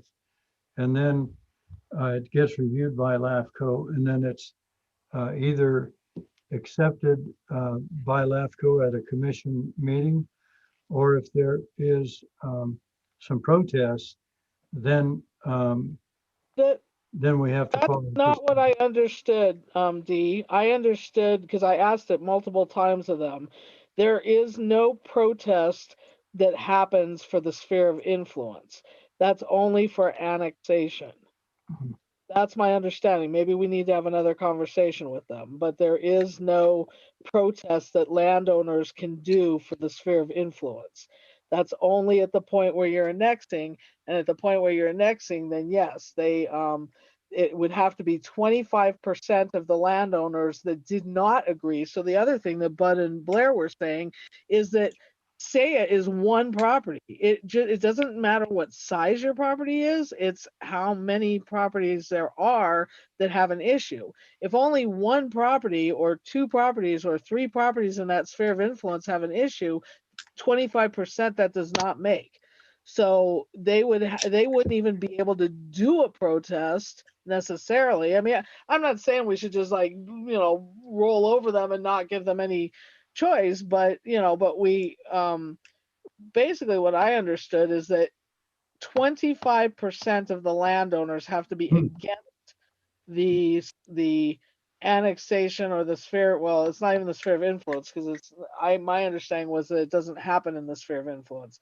It happens in the annexation process, and then 25% have to be against that annexation process for it to go to a protest hearing. If 25% are against it, then of all of the different parcels within that map, then we would have a protest hearing. And then it might come to it would come to a vote. I do think we need to have that discussion. The application process, I downloaded it today, and it isn't clear to me exactly, what, and really, I think you're correct. Oh, I know you're correct, Lisa, with respect to that.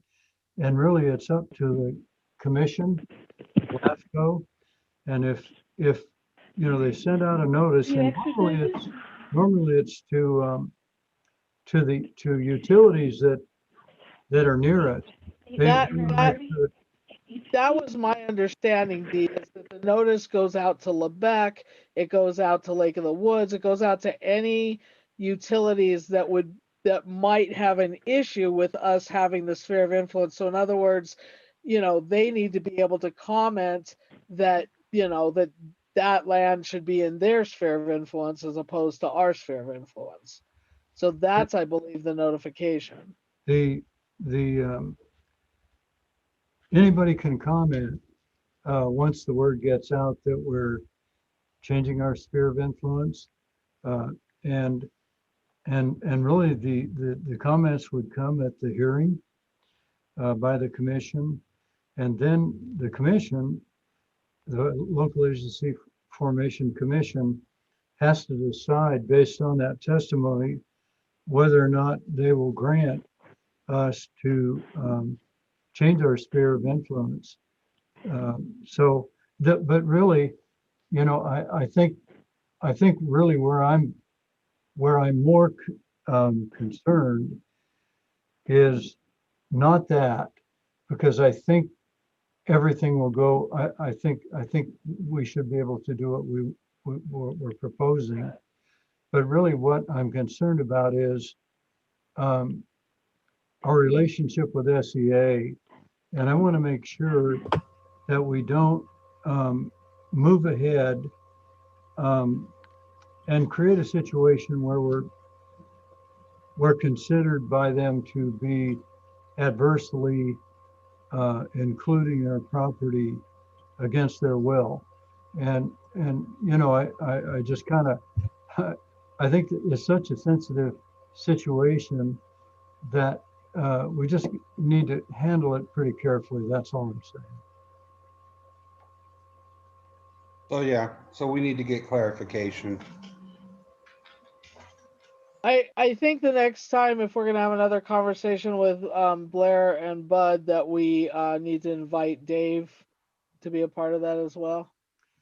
Yes, I agree.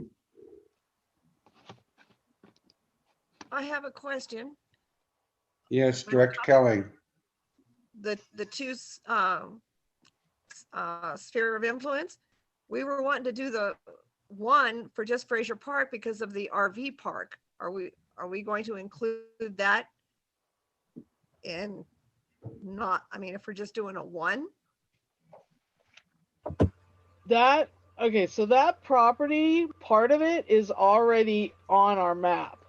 The part that borders the main road, the Fraser Mountain Park Road, it's already on our map. So but the entire property is not on. So as far as I understand, so it would alter it slightly. We do not have a relationship with that property owner right now. That property owner went around us to try to do some other stuff. They think that they're doing a well, and I don't even know what exactly they're planning on doing, but I believe they can only do a well for a single residence, and so that leaves out any RV park. So I'm not sure if they understand that or not, but yes, that property, we would try to include the entire property in the sphere of influence rather than just the portion that is alongside Fraser Mountain Road. And again, they don't have to annex. So I don't really understand the whole adversarial thing, because just because they're in our sphere of influence does not mean that they need to annex. They can choose not to. Well, that's true, but I think what Dee's saying though is because they're so sensitive that they may take it as us trying to do something that they don't want to do. So I think that's why he wants to get more clarification. because they may just take it as, oh, you guys are trying to force us into something, even though it's clear to you and me and that they don't have to be. And ultimately, I mean, we're talking about that area, you know, if it's a good well, we already have an agreement to you know, get an appraisal, and it could be forced through eminent domain if we have to. I mean, it's not something that we would like to do. So, Right, but really what I was understanding is that the MSR and the sphere of influence are a planning tool for a district.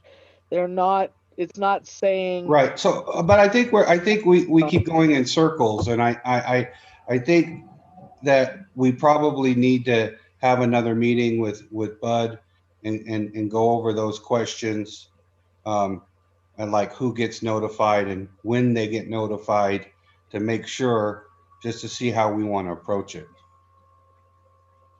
Yeah, I mean, we could talk about this more and more and keep repeating, but it doesn't, Right. not going to change anything tonight.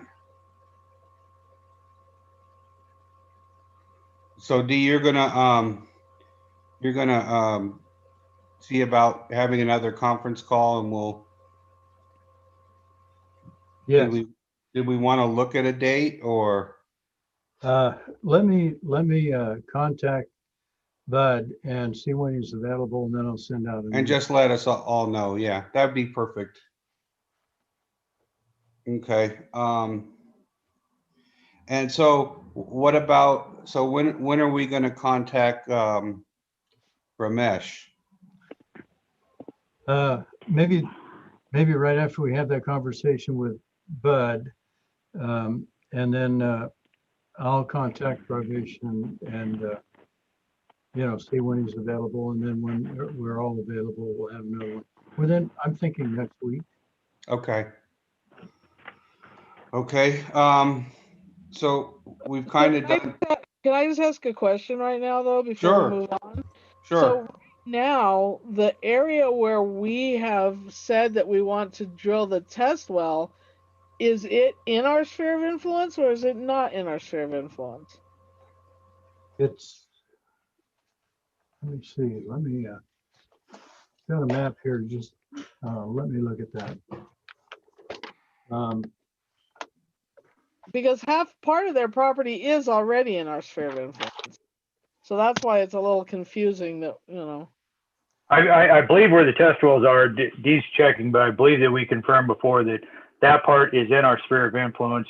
And that because I believe that that's why the water meter went to the trailer and everything. So it's like below where the test well is going to be is outside of our sphere, but Dee will check. Yeah, you're right, Johnny, and it's this piece right here. If I'm looking at this thing backwards, but this is the SEA property. That's the Fraser Mountain Park Road, and we're planning a well right about in there. So they are actually within our district sphere of influence as it exists today, that particular property.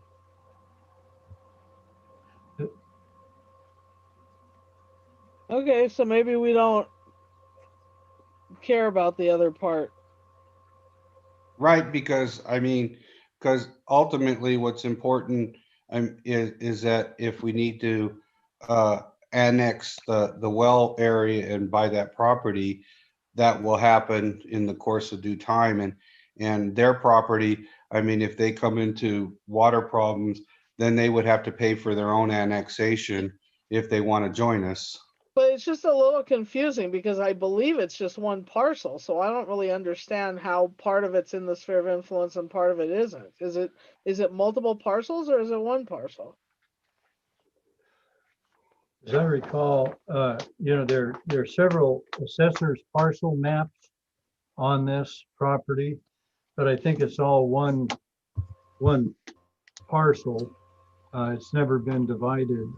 And the way I'm reading this map is that particular property that we're proposing to drill our well on is in the district, because the district boundaries and the sphere of influence are contiguous right now.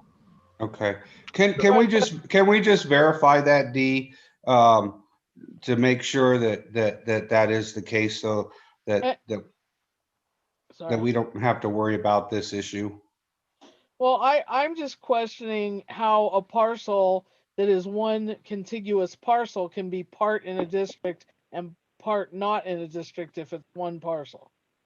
It doesn't have to, the sphere of influence map or sphere of influence and even the district boundary doesn't need to recognize parcel boundaries. It's always good. And you don't want to split a parcel, you know, in half if you don't have to, but it's really at the time when you determine those boundaries, the landowners determine what parts of their property they want in the district. And, you know, there's sometimes there are reasons for not to do that, like, well, gee whiz, now I'm going to get taxed on all the property, but really, you know, I'm thinking of maybe taking advantage of being in the district on this piece. So I just put part of it in. There's no reason that you have to follow the boundary of the property, but you do have to describe the district boundary by surveying, you know, in surveying terminology. And that's what, you know, that's what is done when we. So under, you're talking about sphere of influence or for an annexation? Because under an annexation, you're just describing that portion and you're able to annex just a portion of a parcel? Sure. It's up to the landowner. I wouldn't recommend it, but it would be up to the landowner. Because at that time you give the description of that parcel and you'd have to give the exact coordinates, correct, D? Sure. Yeah, you could say something as simple as the west half of parcel number 3, parcel map 2640, further described as whatever. Right. And, you know, it's yeah, Lisa, you don't have to. And really, our district boundary right now does just that. Okay. And I'm actually looking at their Kern County GIS right now, and Saya Ranch is split up in multiple APNs. Oh, well, that's fine. I thought it was just one APN. Oh, no. Okay. Yeah, there are multiple APNs. Okay. All right, yeah, are we done? Can we move on? Well, can I suggest that in 50 years from now, if we're going to redo the sphere, that maybe we want to go further than, put in areas that we think that may want to come in the next 20 years or, 50 years. So we don't have to redo the map again. Well, that's what I understood Bud and Blair to be talking about, that it doesn't mean that you're going to annex them. It means that you're planning for future potential. But we should be double checking that with them again. Right, so we just need to verify and what notifications have to go out when you're doing the sphere of influence. Yeah, if it was gonna upset anybody, we could always put off that part of it until after we do our test wells. Yeah. Okay, moving on to E. Can I just say one more thing? Sure. Since the planning is not done yet and we're not able to move forward to the construction portion until we actually had a grant for that. And from my understanding, it doesn't matter when you file, it's just 5 years from the filing point, that we absolutely could hold off as well if we wanted to. The big issue that happens when you have to redo the MSR, if you wait, is then you have to pay again. We're already having to pay again for long. So, but it doesn't, there's no deadline. The deadline is from the point where you file.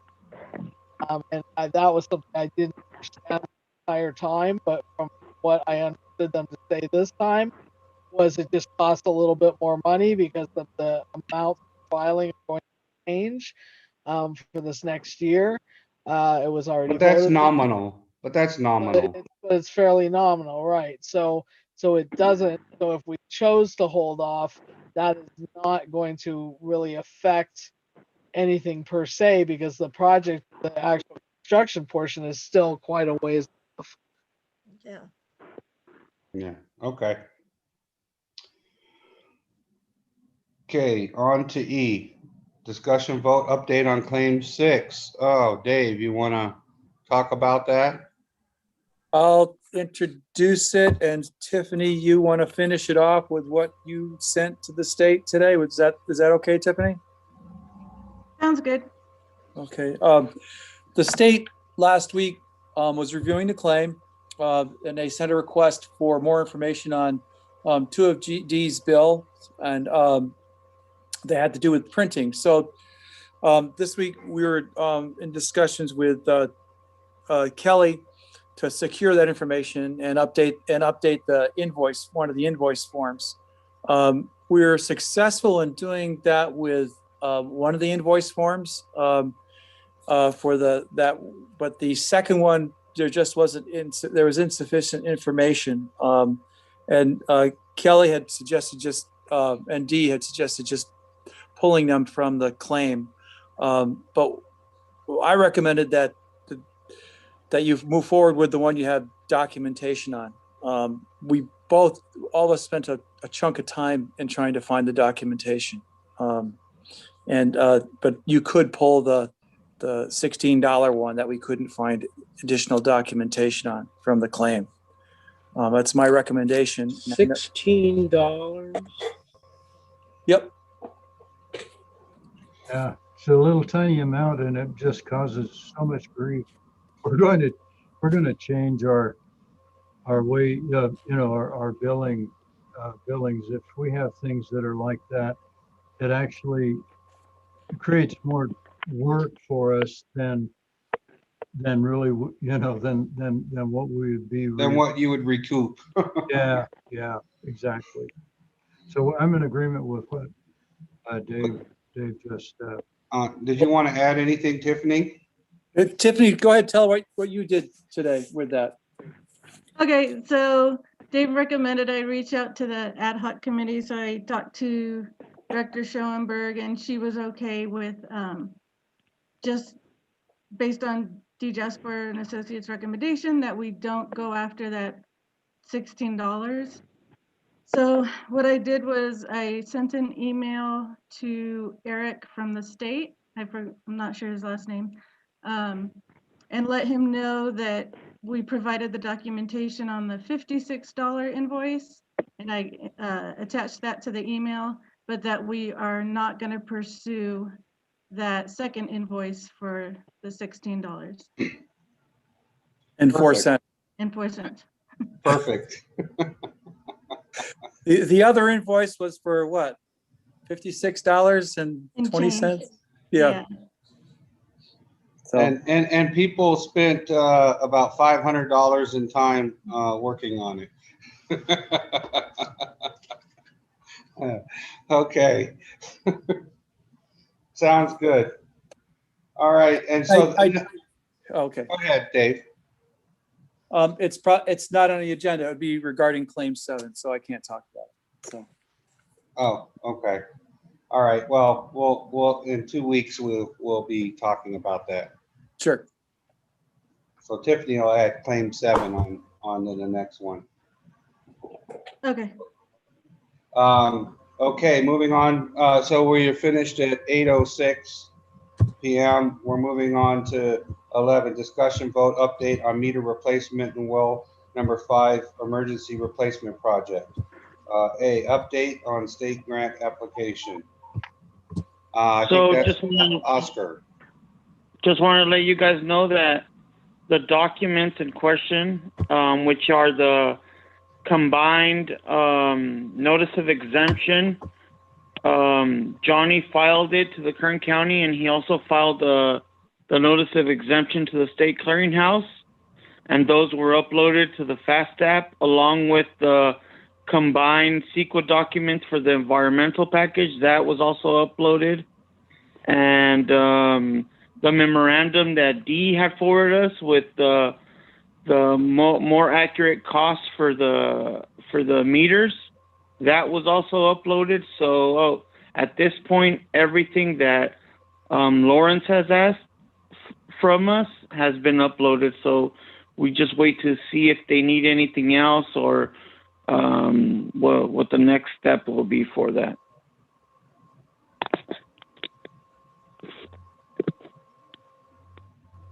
Okay. Oh, did you re-upload it? Because Lawrence had said, oh, that was yesterday, that he hadn't seen the combined NOE. Yeah, I re-uploaded that. Yeah, okay. All right. So I don't, there's nothing else to discuss on this at this point? No, sir. Okay, on to 12, discussion vote on self-help enterprises pandemic relief. So in regards to this, the application for pandemic relief was submitted, and as of this afternoon, it was approved for the amount of $13,168.19. Awesome. That is awesome. And this is supposed to cover the accounts that were over 30 days late. Oh, I mean, correction, 90 days late, 3 months late. Okay. Awesome. Up to Thank 500. Up to $500. Up to $500, correct? Yeah. Okay. Oscar, I have a question. Yes. So with that amount, will you be able to send my spreadsheet back and just highlight which accounts those should apply to? Yeah, I can forward that back to you and just show you basically what accounts were approved. Well, everything was approved, but there was some accounts that were like $800 and something past due, but the grant only covers up to $500. Right. Okay, thank you. That way we know which accounts to apply it to when the time comes. Okay. So some will be applied less, and then others will be up to $500, and they still may be behind. I think we need to make a big deal out of this with the newspaper for self-help's help and the funding for the pandemic relief. Yeah, definitely. I agree. So, but I think we should wait till we get the money and we apply the funds, and then we Absolutely. And then after that we announce it to the paper. Get the paper I agree. to write a whole article about it. Yep. Johnny, how many accounts were there? Tiffany knows better than me, but there was quite a few. Yeah, that price. Yeah, there was quite a few of them, and like Oscar was saying, I counted several that were $1,000 or more, and a bunch that were at 800, and so there's a lot of accounts. So this is really going to take a lot of the sting up to this point of COVID out of our budget. Yeah. Yeah. Definitely going to be helpful. Well, Well, thank you, Dave and Oscar and Tiffany for all your hard work. I think that's awesome. Absolutely. This is great for the community. And so, I think the Okay. 20 million, the consolidation money isn't going to come as fast though. Yeah, I don't think so either. Or the test or the well money. Hey, don't be negative. It's coming. Don't put any negativity out there. I'm having faith. I'm having faith that it's going to come quickly. Okay. On the number 13, we haven't done anything on pipeline replacement work. We can. No. I just want to say something on that. Sure. You folks about over a year ago had put in a request for technical self-help to provide technical assistance on the pipeline replacement work. Yeah. And it never went anywhere, but actually you need money to put into that. you need to invest some money in locating the pipelines, I know. There's a safer project money, and you folks had talked about doing the pipeline project as like a consolidation incentive project. Yeah. So what I've requested is that we put this forward as a safer project so that we could potentially get some upfront money to help you guys bring this project current with your regional project, like locating pipelines, doing an engineering report, documenting all those things that you need to do to replace pipeline. That'd be great. Awesome. So I just want to keep you folks that we know that's waiting for money. We're trying to see if we can't get it through our safer grant has not been, we don't have a funding agreement with them yet. It's taken them over a year to do that now, but we're getting close to having it. And once we have that, we will have money to allocate for projects. So, Okay. Awesome. okay, Thank you, Dave. sure. All right. On to 14. Vote emergency repairs Wolf booster and tank site. A, discussion vote update on project. I have a question on this. So I was under the misunderstanding, I should have read the contract better, but that the engineering for Wolf Tank was part of that $400,000. I'm realizing after we got those 3 engineering bills this month that that's not the case. And so I'm just wondering, Dee, like, we don't have a contract with you or anything. Do you have something written up that tells us, at what point, what all the engineering is that's needed? I don't think we ever got that. You're still muted, I think. I can prepare something, Lisa, on that, but we have not How prepared. many things are Yeah. left in it? I have to say that I was a little disturbed about this, Dee, because, Yeah. that's something, Director Gibson, can you mute yourself, please? Sorry. I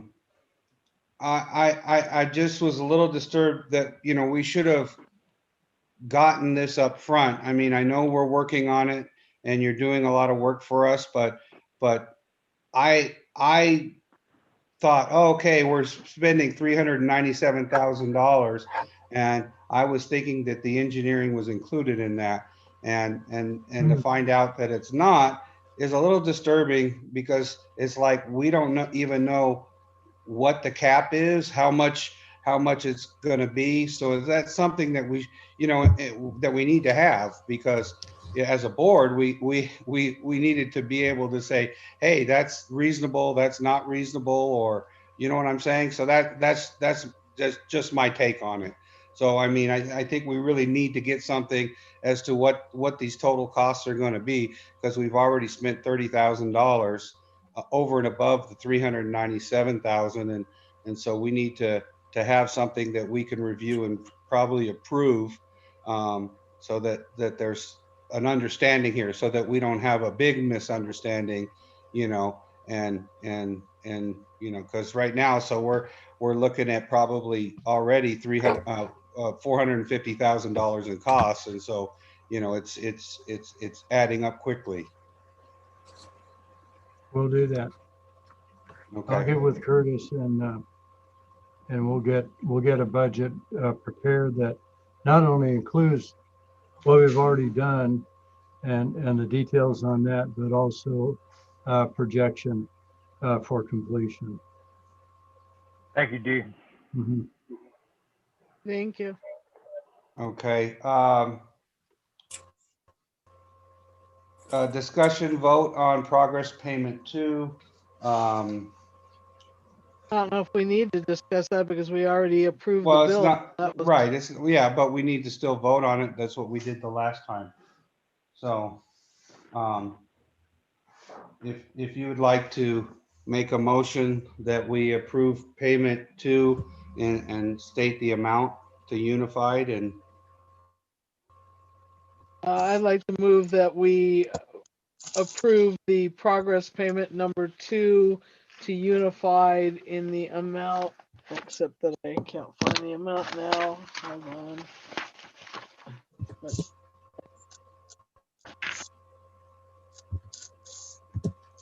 In the amount of $67,800.30. I hear a second. I'll second that. Director Garcia, second it. Roll call of directors. Director Garcia, Aye. Director Gibson, Aye. Director Kelly, Aye. Director Nyman's and I, Director Schoenberg. Aye. Motion carried 500. Okay, so did we want to go over this a little bit? So what exactly have we gotten done, Dee, on the wolf take so far? And where do we stand on moving forward? Because I know we're stopped for a moment, so. Yeah, I've had some conversations with Curtis on this. We're about, cost-wise, about a third of the way through the contract amount. I think the total is now completed about 131,000, and the total contract's 400. So, roughly 33% of the way through. Apparently we've had some changes in the piping that have caused a bit of redesign, which we've done. But I think the delay we've moved really as quickly as we could doing that. But the delay in getting this darn thing done is getting the piping fabricated, and we've seen this not only in this project, but in several of the other projects that we're doing, and that is COVID has had an effect and has had a big effect on some of the companies that do this, where they just don't have the manpower.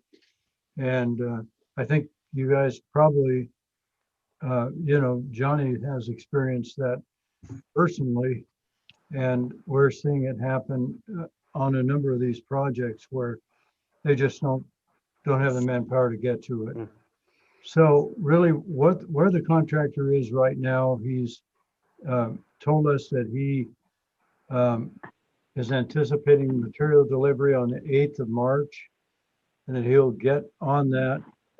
Once he gets the material, he'll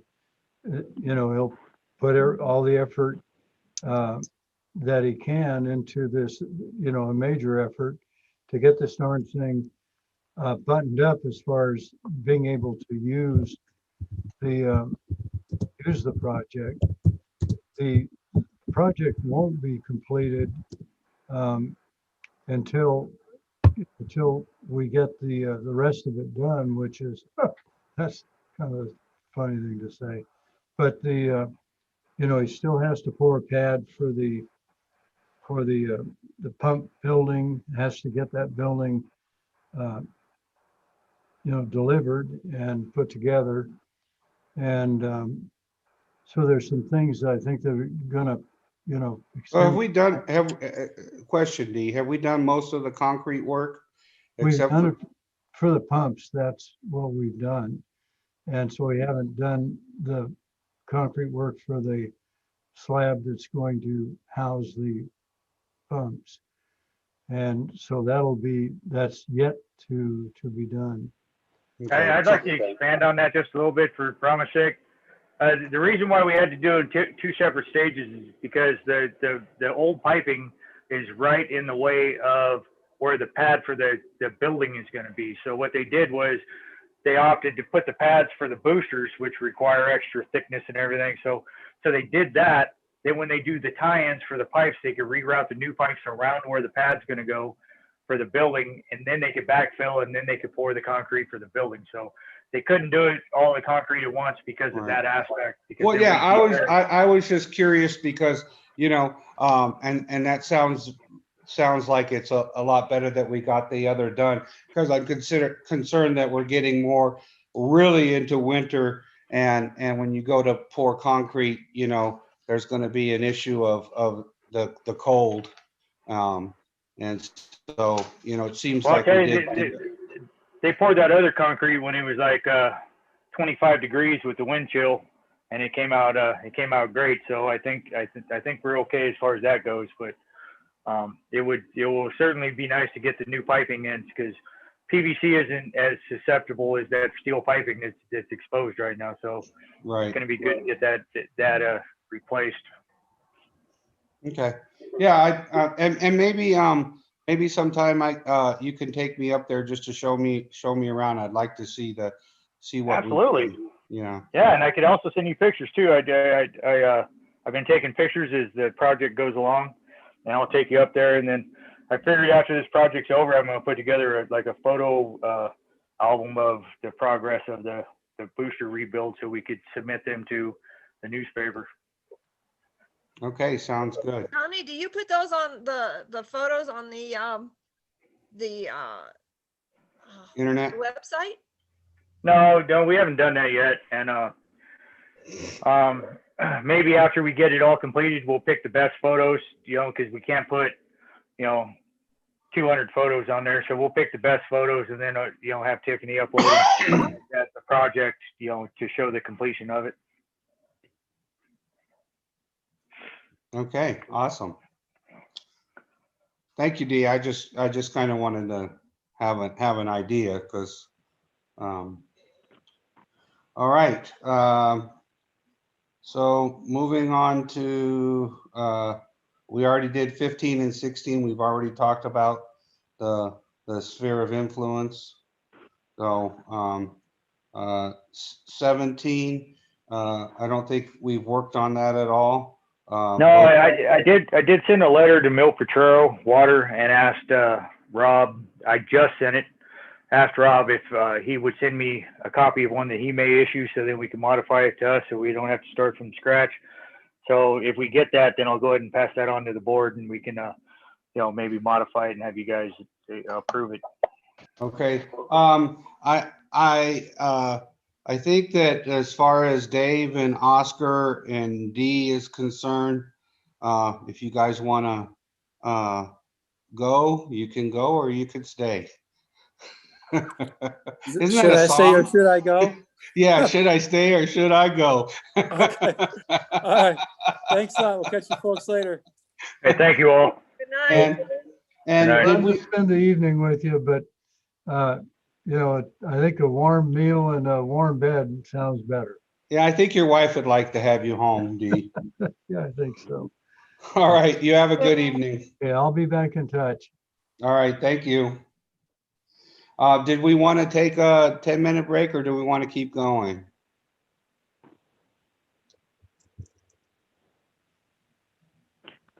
Keep going. Okay. Keep going. All right, number 18, new business. Number 18, discuss, vote on Fourth Amendment to communication site lease agreement.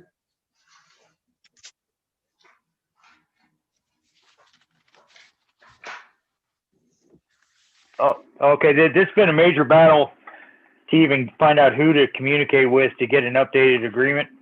I've tried every email and everything that we've had, and eventually I found the people that they're doing changes to the tower site. They're going to take down 4 antennas and add 4 different ones. So really nothing's going to change for us, but in the process, I was able to get this agreement that should be included in your packet. And it's important that we got it done now, because the auditor, I didn't realize that they necessarily needed it, but they need it to complete our audit. Oh, good job. Okay. So, I didn't see anything here, you know, out of the ordinary. I guess that we get paid 2011-15 per month, and then basically we get a 3% raise each year annually. And that makes sense. So that seems, And so this is, so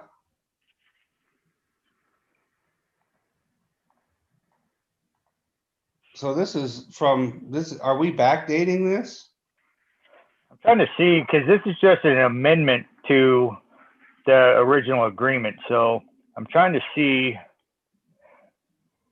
that certain third amendment to communication site lease agreement dated October 25th, 2016. So I'm trying to see where it's an updated date to finalize the date, but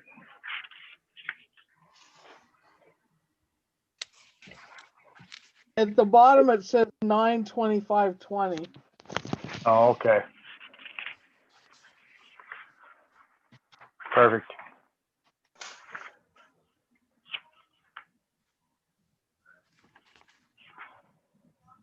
Oh, so they want Yeah. us to date it to September? No, I don't think we have to do that. I think we can date it now, but I mean, we definitely did not have this in our possession on 9/25/20, but Right. so I would say we should just date it now, and then they'll date it whenever they get it. How long is this for a term of an additional 5 years? Yeah. Okay. So All right. that's good. If nobody has any objections, I would entertain a motion that we approve this lease agreement. And then who signs it? Well, Jerry Garcia. That would be Jerry Garcia. Okay. Then I better not make the motion. Okay. I'll move that we approve the Fourth Amendment to the communication site lease agreement with T-Mobile. I'll second that. Okay, Director Garcia, second that. Roll call of directors. Director Garcia, Aye. Director Gibson, Aye. Director Kelly, Aye. Director Nyman's and I, Director Schoenberg. Aye. Motion carried 5-0-0. Okay, on to 19, discussion vote on continuing the pass associated hotline. So that's Yeah, that. can I ask you real quick? Who does anybody remember how much we're paying quarterly for that hotline? $325, isn't it? It's Yeah, I on think here. that does work. $382.50. Yeah. I wanted to keep you because I anticipated, having a full field crew to come back and give them an opportunity, but now it's looking like that's another, month or two away. So I see no reason to keep the hotline. We've had zero usage on it. Well, I do have a question. Because when I was doing the sexual harassment training, there's a lot of there's a lot of stuff in there that I don't think that we have because we haven't finished our handbook, and also because I don't think that we actually have specific policies set forth that are clear enough that follow some of the new kind of guidelines, that it may behoove us to have this, because it sets up the ability for someone to, if there was an issue, it's just one more way to kind of cover us that we've provided the service that makes it very clear that if you had an issue with your supervisor, that you can go directly to them, and that that you can report things. That I don't know. I mean, in some ways, I know it's expensive, but I actually think it's a very small price to pay. What does that work out to? $120 a month or something. And lawsuit costs that in the first week of a lawsuit. And Yeah, so maybe we should consider carrying it out through at least another quarter and then revisit it again. Yeah, I'd only like to carry it out another quarter, because I think that we need to revisit all of our policy information and make sure that we have, signs hanging up as they should, just all the stuff that was in that training. I don't Well, think we do. Well, we do, and I just got new posters the other day that it's going to be hung. That came from JPIA, so we're going to have that. But still, it's a very good. It's a rough time right now with law changes, so it's always good to leave the 800 number for at least a while until everybody feels comfortable. Yeah. Right, it's sort of another insurance. Okay. So I entertain a vote that we continue with the past associated employment hotline. I'll make that motion. Okay, you want to say it? I'll move that we continue with the PAS Associates Employees Hotline. Do I hear a second? I'll second it. Okay, Director Gibson has seconded it. Roll call of directors. Director Garcia. Aye. Director Gibson. Aye. Director Kelly. Aye. Director Nyman's and I. Director Schoenberg. Aye. Motion carried 500. Okay, file form 700. Tiffany. I'm sorry. So all of you should have gotten your forms and then last year's form for reference. And the official date it needs to be filed by, I think, is like April 1st or April 2nd. So if you get those filled out, you can drop it in our Dropbox, bring it to the office, however it's comfortable for you. I will just need a wet signature. I could pick them up if you need me to as well. Thanks, Johnny. Okay. All right, I will get it done and get it back to you. I hadn't opened it. I didn't get a chance yet, so. Yeah, no problem. I started a couple of months early. That way there's a little leeway.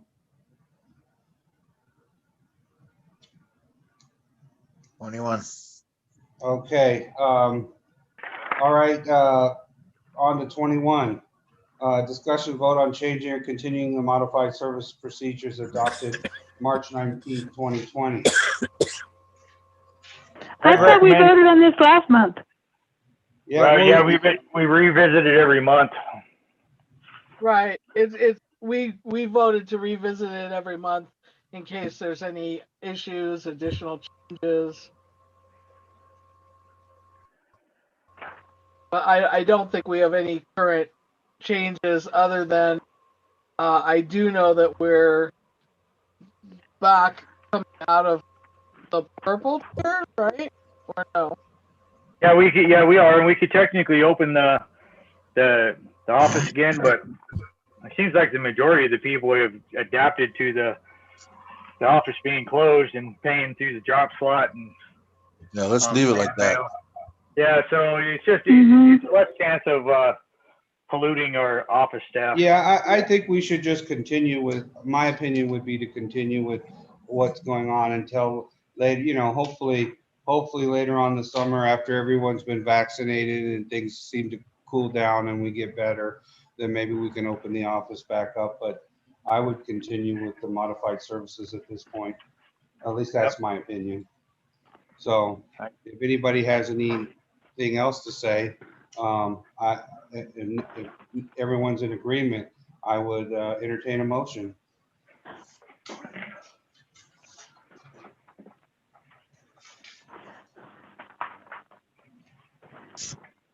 I'll move that. I will make them. Go ahead, Becky. Okay. Go ahead, Becky. Okay.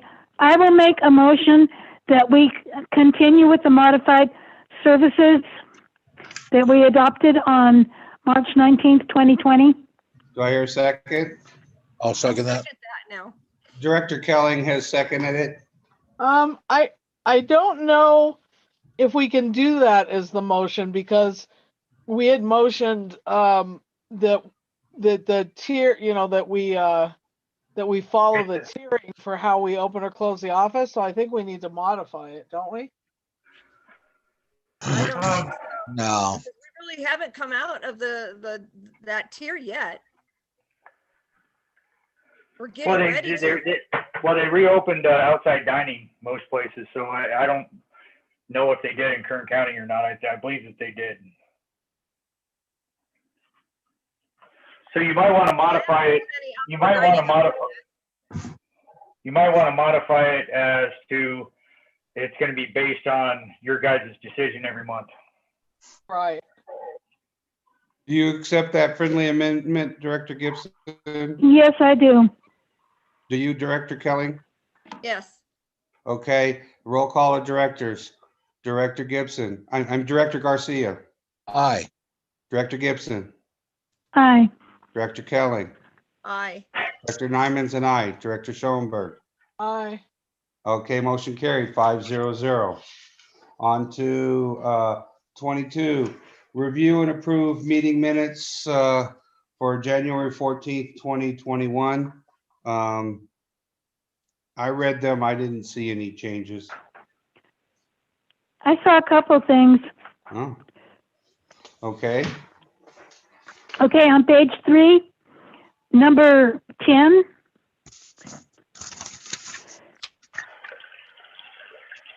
The ad hoc committee, along with GM Allison, it should be has been going through, not have. okay.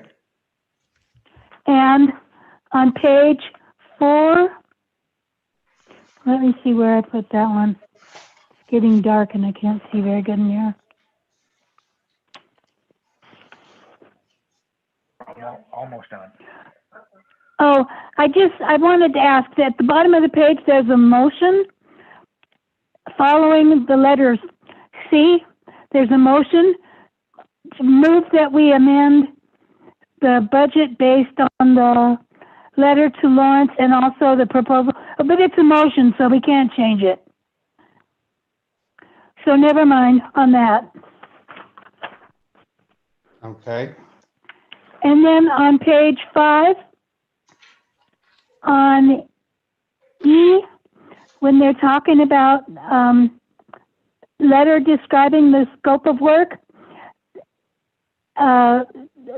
this last part of the paragraph, the ad hoc committee will meet with LAFCO, and it should be SHE, shouldn't it? Yes. SHE, yeah. You're correct. So that's all I found. Good catch, Director Gibson. Thank you. I'm getting my act together. All right. That's what I like to hear. Okay. Wait a minute. Say that again? Was it It's SHA and it's supposed to be SHE. Um, Oh, no, LAFCO and no. Nisea? It's not SHE because we hadn't decided that until this time. It was actually. it was D Jasper. It was D. No. Yeah. No, it's Bravish from SHA. State Health Agency. No, SHA, Stanley Hoffman Associates. Oh, It's correct. Oh, Oh, okay. sorry. Good catch, Director Schoenberg. Oh, my goodness. Okay. Does anybody else have any other changes in this minutes? nope. Okay, I'll entertain a motion that we approve the minutes.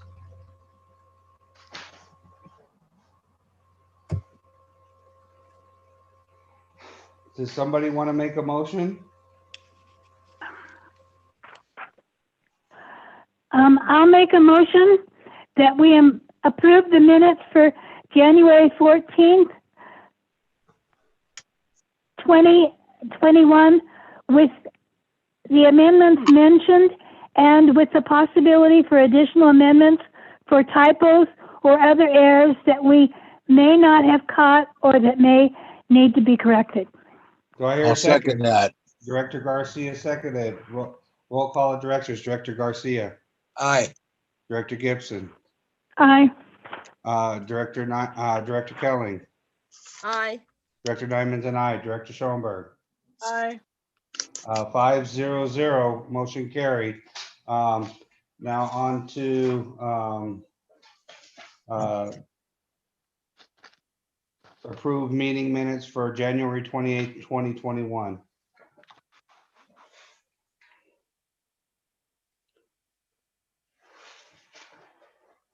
I'm afraid to say anything because I didn't find anything. I didn't find anything either. Okay. So if nobody found any, I didn't get to this, yeah, so I would entertain a motion that we approve the minutes.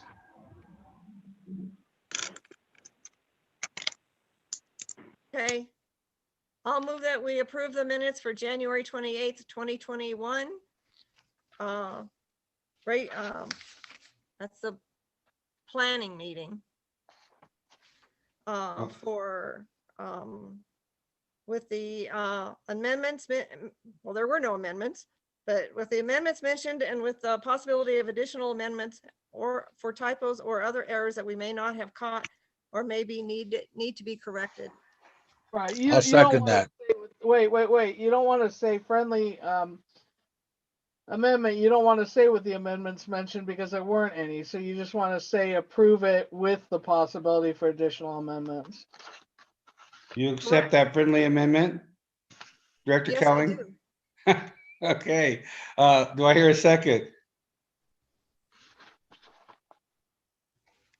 I'll second it. Director Gibson seconded. Roll call of directors. Director Garcia, Aye. Director Gibson, Aye. Director Kelling, Aye. Director Nyman's and I, Director Schoenberg. Aye. Motion carried 500. Okay, discussion vote on future agenda items. I do have No, one to make you aware of. What's that? So next month, we have to renew the contract with the Mountain Communities Chamber of Commerce for the billboards. And I have reached out to, I think his name was BJ, yeah, the president. He kind of gave me a definite maybe for the March meeting. But I'll follow up, so that may be on the March meeting.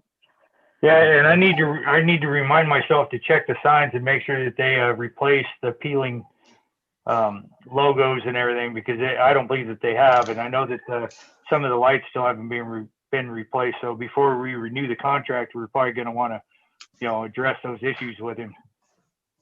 Yeah, everybody should take a look at it because I thought it was looking kind of shabby. Yeah, it has been, and Redbeard, my father-in-law, said that the light's been out by his shop, and I called him at least a year ago and told him, and he goes, well, we wait until we have enough out to make it worth our while to replace lights, and I think there's a few of them out, so I'll make a conscious effort to look at the street lights and the signs and make sure that they're doing what they're supposed to be doing. All right, Dude, it's point worth their while. Point of order. It's not on the agenda. We can't discuss this. So it'll be added to the agenda for March. All righty. Okay, thank you. So I would entertain if there's nothing else, I would entertain a motion that we adjourn. I will make a motion that we adjourn. Okay, do I hear a second? Second that. Okay. Yeah. Director Kelling has seconded. Roll call of directors. Director Garcia, Aye. Director Gibson, Aye. Director Kelling, Aye. Director Nyman's and I, Director Schoenberg. Aye. Okay, motion carried 500. We are adjourned at 8:46, and Mama agrees with it. Yes, she does. She heard we were done and she had to come up. Anyhow, I will be by for signatures, Director Schoenberg, and then I'll you at home, Director Garcia? Yes, sir. Okay, I'll be by shortly. Thank you, Thank sir. you all. Thank you, everybody, for the meeting Yeah, good tonight. night. Good night, everybody. Good night. Night. Bye, Thank you. Pam. Hi. Y'all take Thanks care. for staying with us. Of course. Good night.